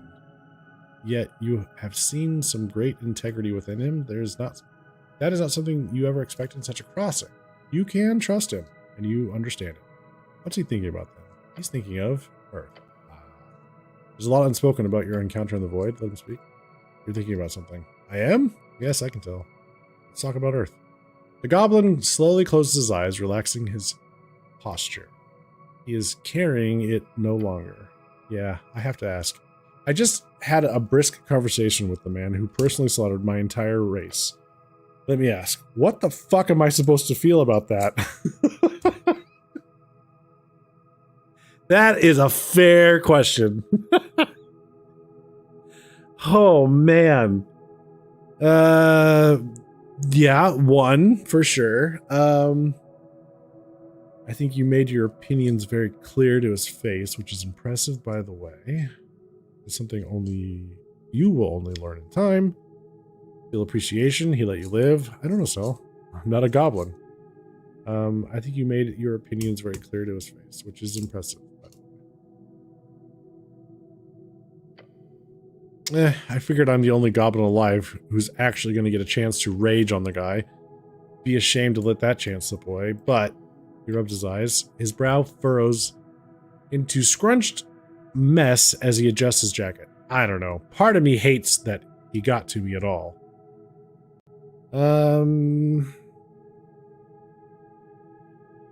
He just seems like a regretful old man. Exactly.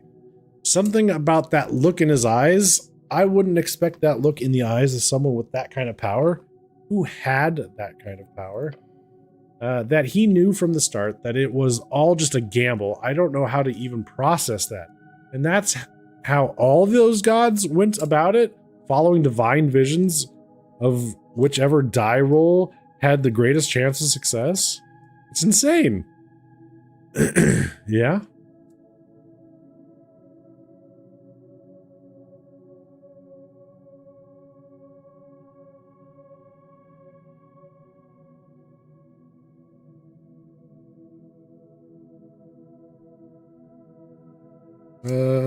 Just let him speak. Snow places a claw up against his temple. It's just the old man stands there defending every choice he's made as if he were infallible, while also showing so much regret, like he knows how much he's fucked up along the way. But he'd still do it again. Am I supposed to feel bad for him, or should I be some all-forgiving monk just because he did his best? On top of that, he has the gall to tell me what I should do, like his words are anything other than the ramblings of a dead god. Fuck, I don't know. He looks down at the beautifully carved dwarven tiles. How do you feel about it? Follow what your heart is whispering. Be straight with him. He was just a man endowed by divine spark. Treat him like any other human, and you will see the truth. Remember what he told you. His era is over. You and I are the ones here. This is our city.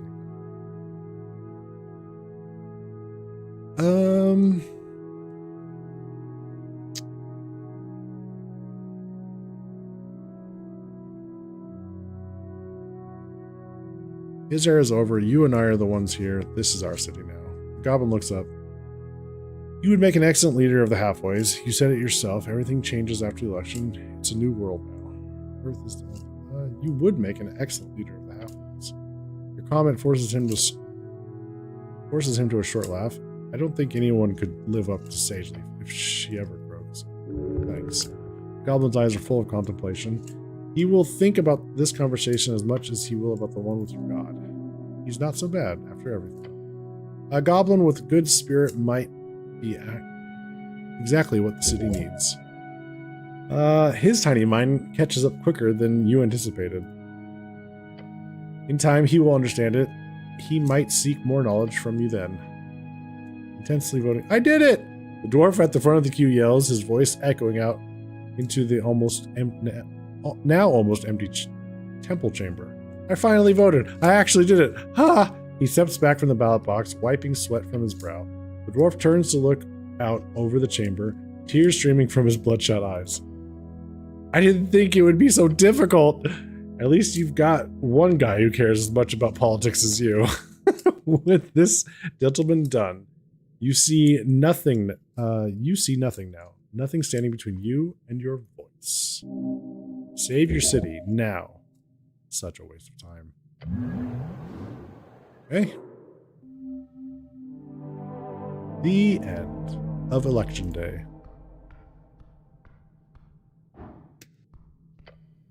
Okay. You approach the ballot box. It's slit a canyon of possibilities. Time to cast this damn vote. The guy next to you drops in his own voting card. As he As he too leaves the chamber, only you and Snell remain. Speaking of which, here, from his breast pocket, the goblin shows you a freshly printed voting card, without any of the boxes filled in. You rummage in your pouch for a moment until you find it. Your old voting card is so damn crinkled, and all the boxes are filled in for some reason. I already have one. Yeah, but they won't accept that. The rules clearly state only one box can be filled in. Ah.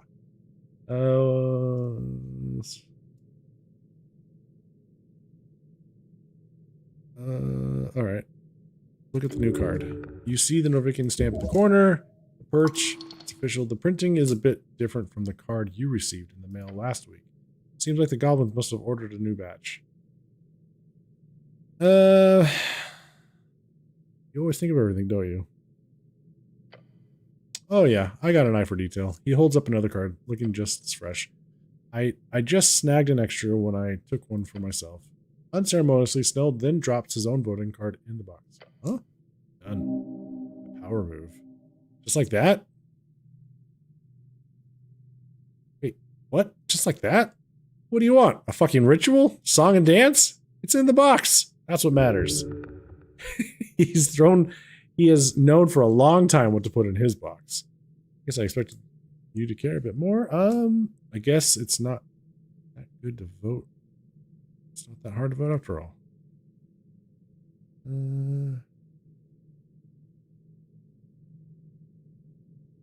Good on you for voting, Sal.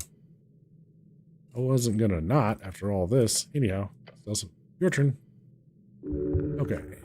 Emanating, turn your leaves. That looks back. Just gotta ask one more thing. The prayer? What? The prayer. The old man mentioned you would pray every night for one thing. It's been killing me, so I gotta ask. What was it? Yeah. Your most closely guarded secret, only shared with your god. Does he deserve to hear it? Yes. It's an idiotic thing. He will surely enjoy hearing it. Say it. Snell crosses his arm. I would look out the window each night. I'd look at the moon in the dark sky. Then I would ask Earth to give me one thing. Yeah? He leans in. What was it? Hold up a finger. One. Only one is enough. I prayed for one friend. Aww. Aww. The goblin is one friend. That would be enough.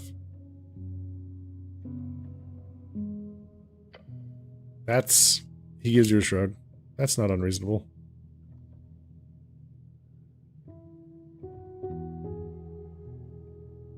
It's really not.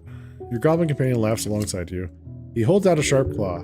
A show of friendship. A brotherhood. A handshake.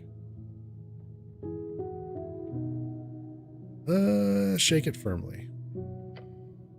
You give him a firm handshake. He grins. Your brother in arms. He's going to miss... He is going to miss this. See you around, cleric. Your goblin companion then walks down the stairs, heading straight for the exit. As he goes, you hear him yell out, and don't vote for anything stupid. You're alone. Turn back to the ballot box. You see it staring at you. Simple pencil. You're just trying for what? Oh, for fuck's sake. Let's just get to the choice. I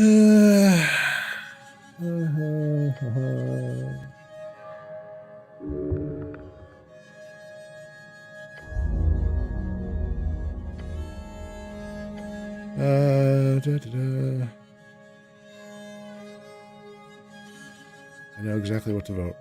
The ballot box believes in you, so do it. Choose one. Final time. Is this the voting? Sounds important. Meek thinks Master will choose good. Thanks, Meek. Yes, big thanks to me. Talking scarf morphs back into a not talking scarf. The ballot box calls you. Oh, for fuck's sakes.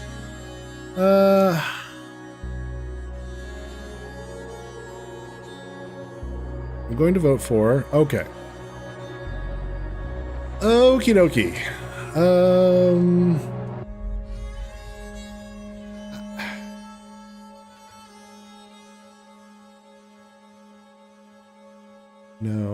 No. Party of Magic. Oh, let's just go with the Asgalist. Whatever.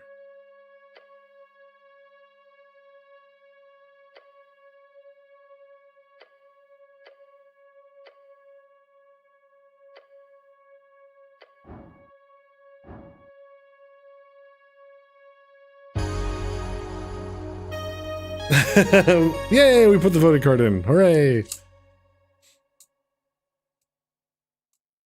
What if there's like an epilogue?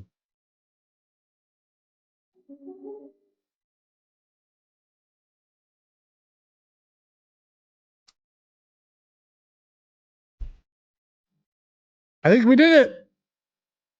We finished.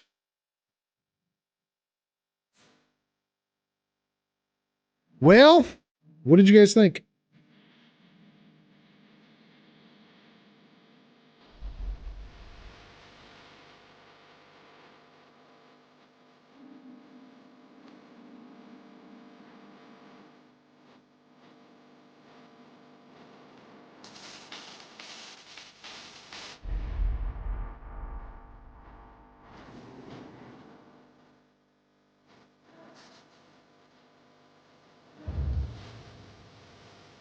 Half and half-ish. The end was better than the start, though. Yeah, I agree.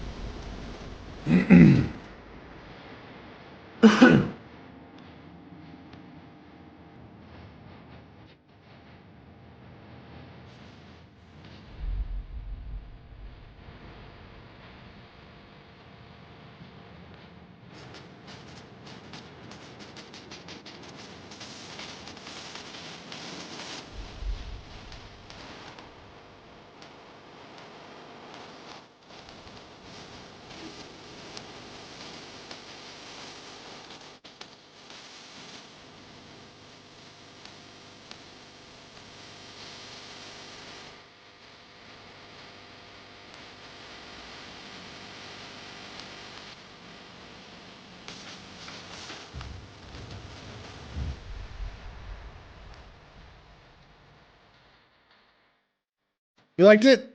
But it surprised me how quickly it ended. Hmm.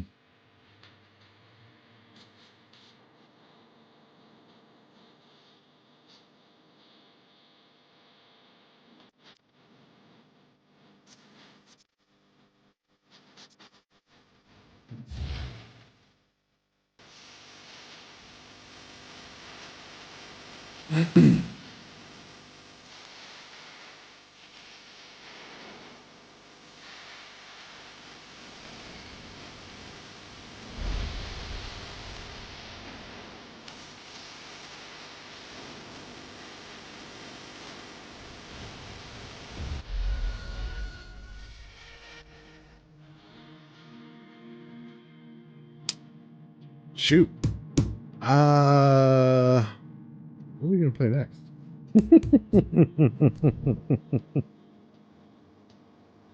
Hmm.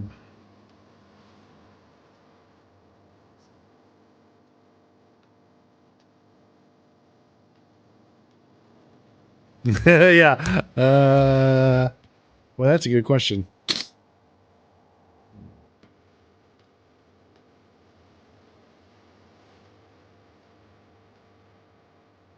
Hmm.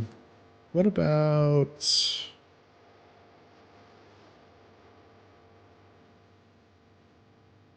Are you guys in the mood for a different kind of RPG?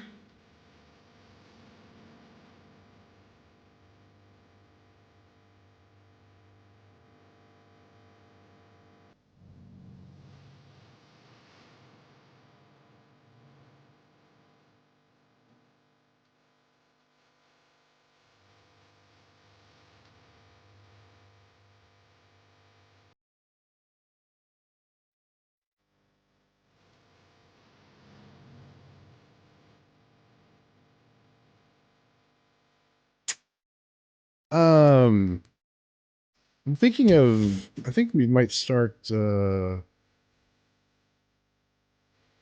People of Note.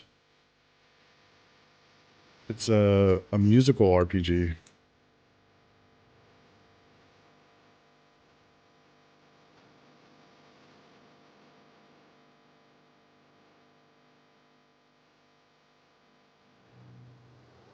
Secret of Monkey Island. Planescape Torment. Just go release it.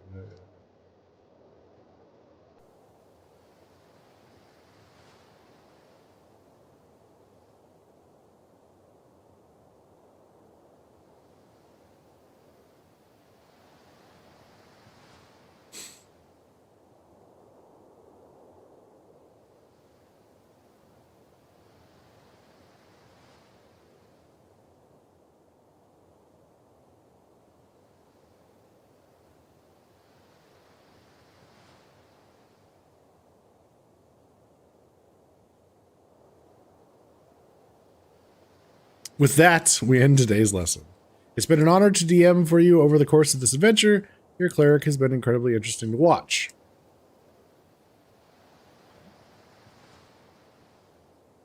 Or I should say your friendly local druid, right? Huh? Somehow you actually managed to score an actual date with Atir, the literal angel. I'm sure she's as surprised about that as I am, yet you went the distance and showed yourself interesting to whatever small degree before this ancient metaphysical being. Yeah. You're pretty fucking cool. Be proud of that. And a little afraid. Oh, and don't forget about your new buddy, Isk! Yay!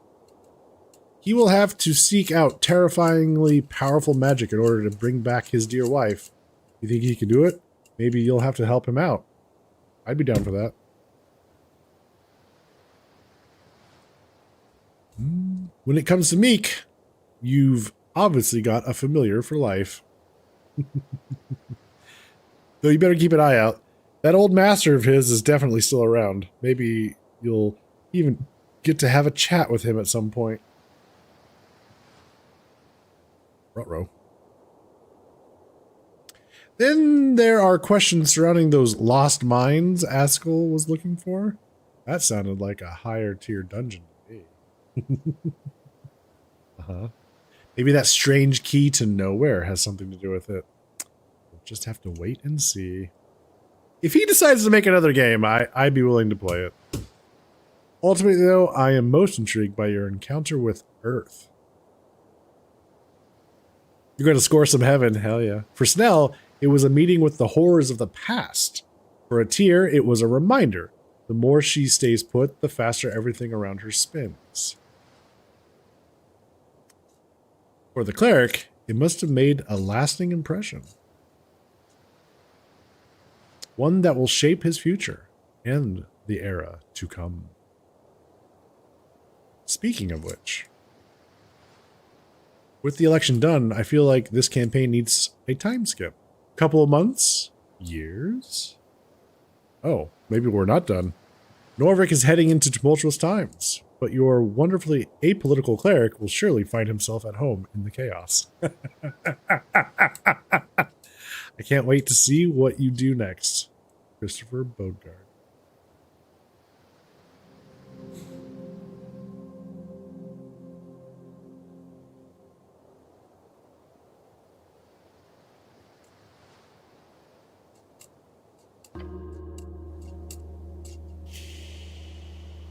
All right.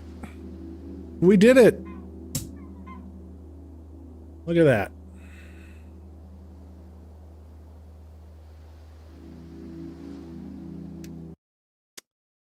Hell of a game. It was a rough start for me personally, but overall, it was good.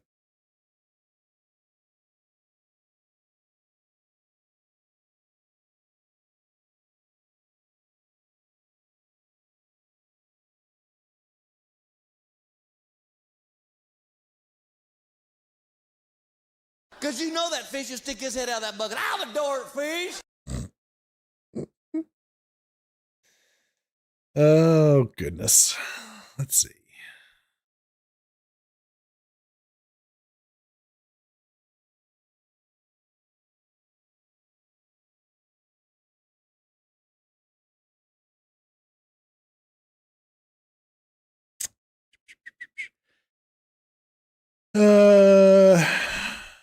Okay. Let me take a short break Then we can dig into the next game. Are you guys interested in People of Note? Does that sound interesting to you folks?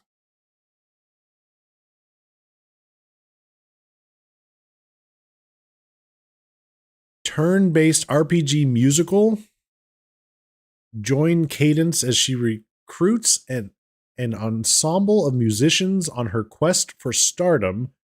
Experience turn-based combat like never before, where each battle is a musical performance with evolving combat conditions and genre-bending mashup attacks. Hey, Ada.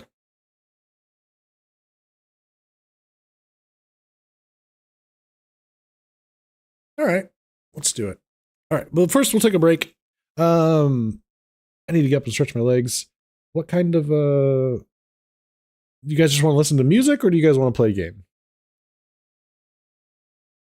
Sounds like baby metal. So Broadway. Some music? Sure.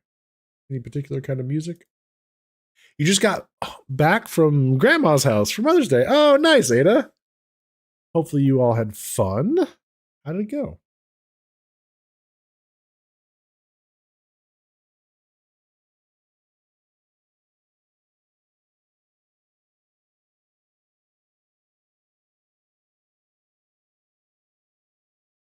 Yeah, what kind of music should we listen? Do you guys want to listen to?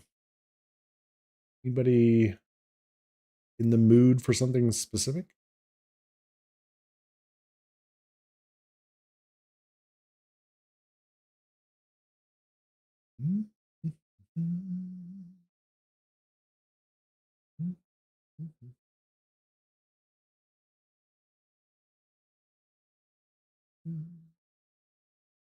Heavy metal at 1 a.m.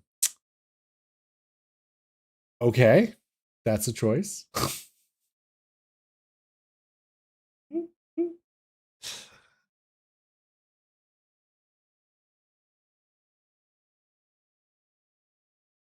Heavy metal.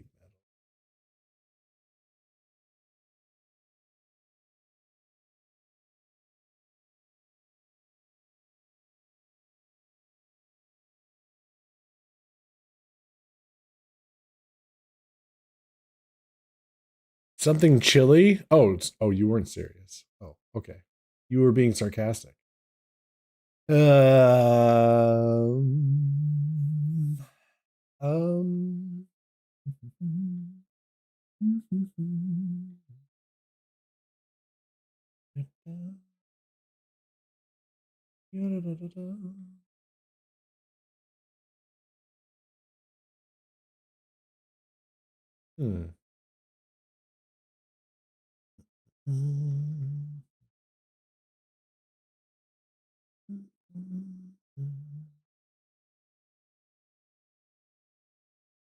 Hmm.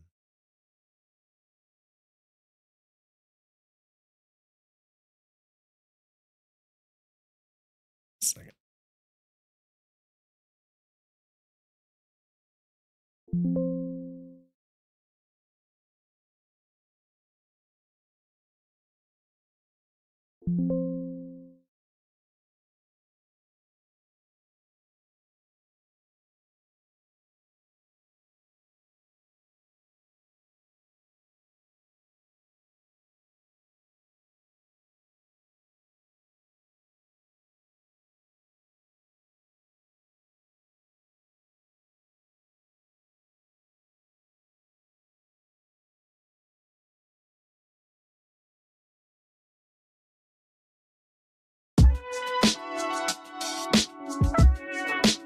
I'll be back in about 10 minutes.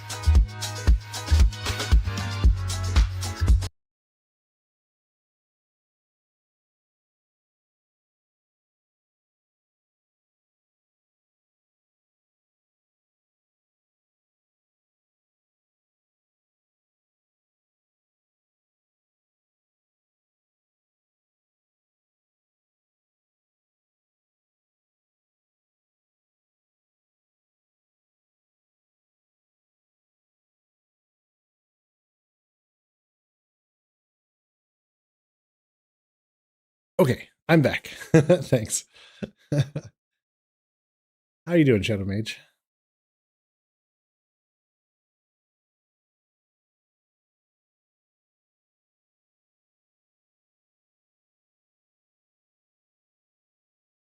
Let's see. How are we gonna do this?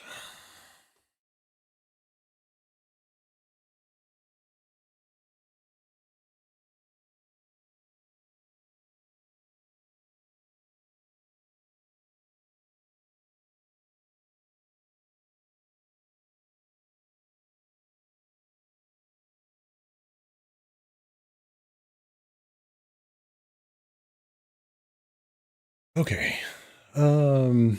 Let me. We're on YouTube. We're gonna have to try how to make this work. You're doing good. Excellent. Excellent.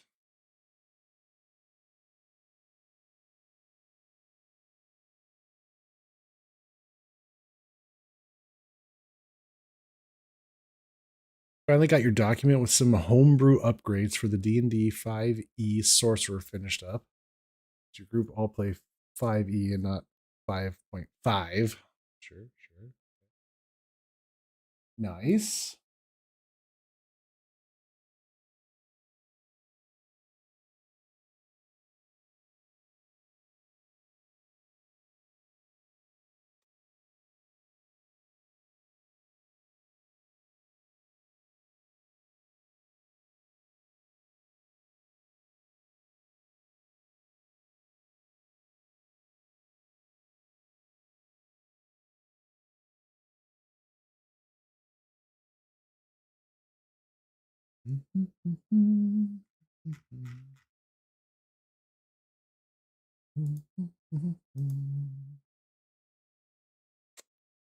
Let's see.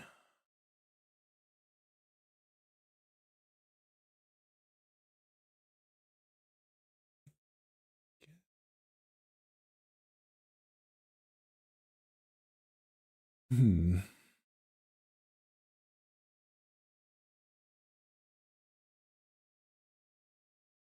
try.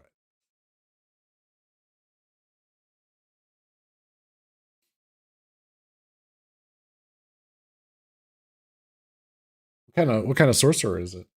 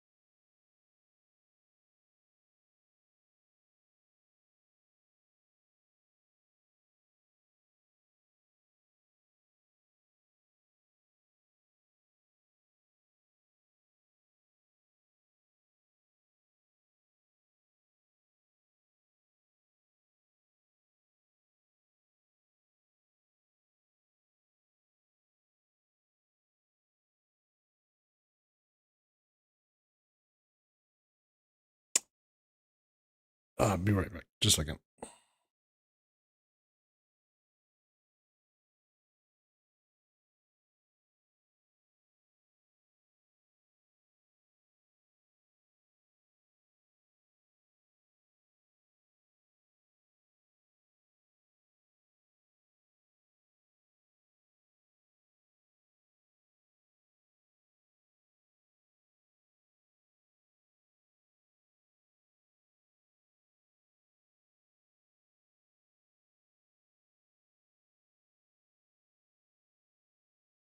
Okay.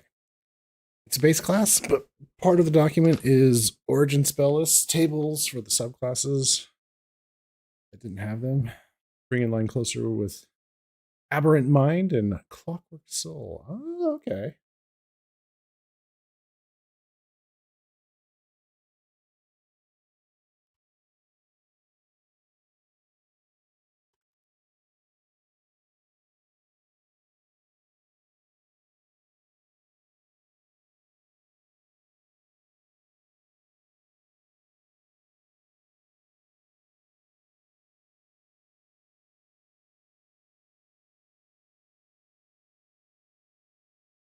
Okay, I'm going to start a fresh live stream on YouTube. I'm not sure the best way to do this.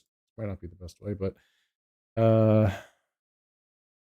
if you're over on YouTube currently, I'll be live again in a minute.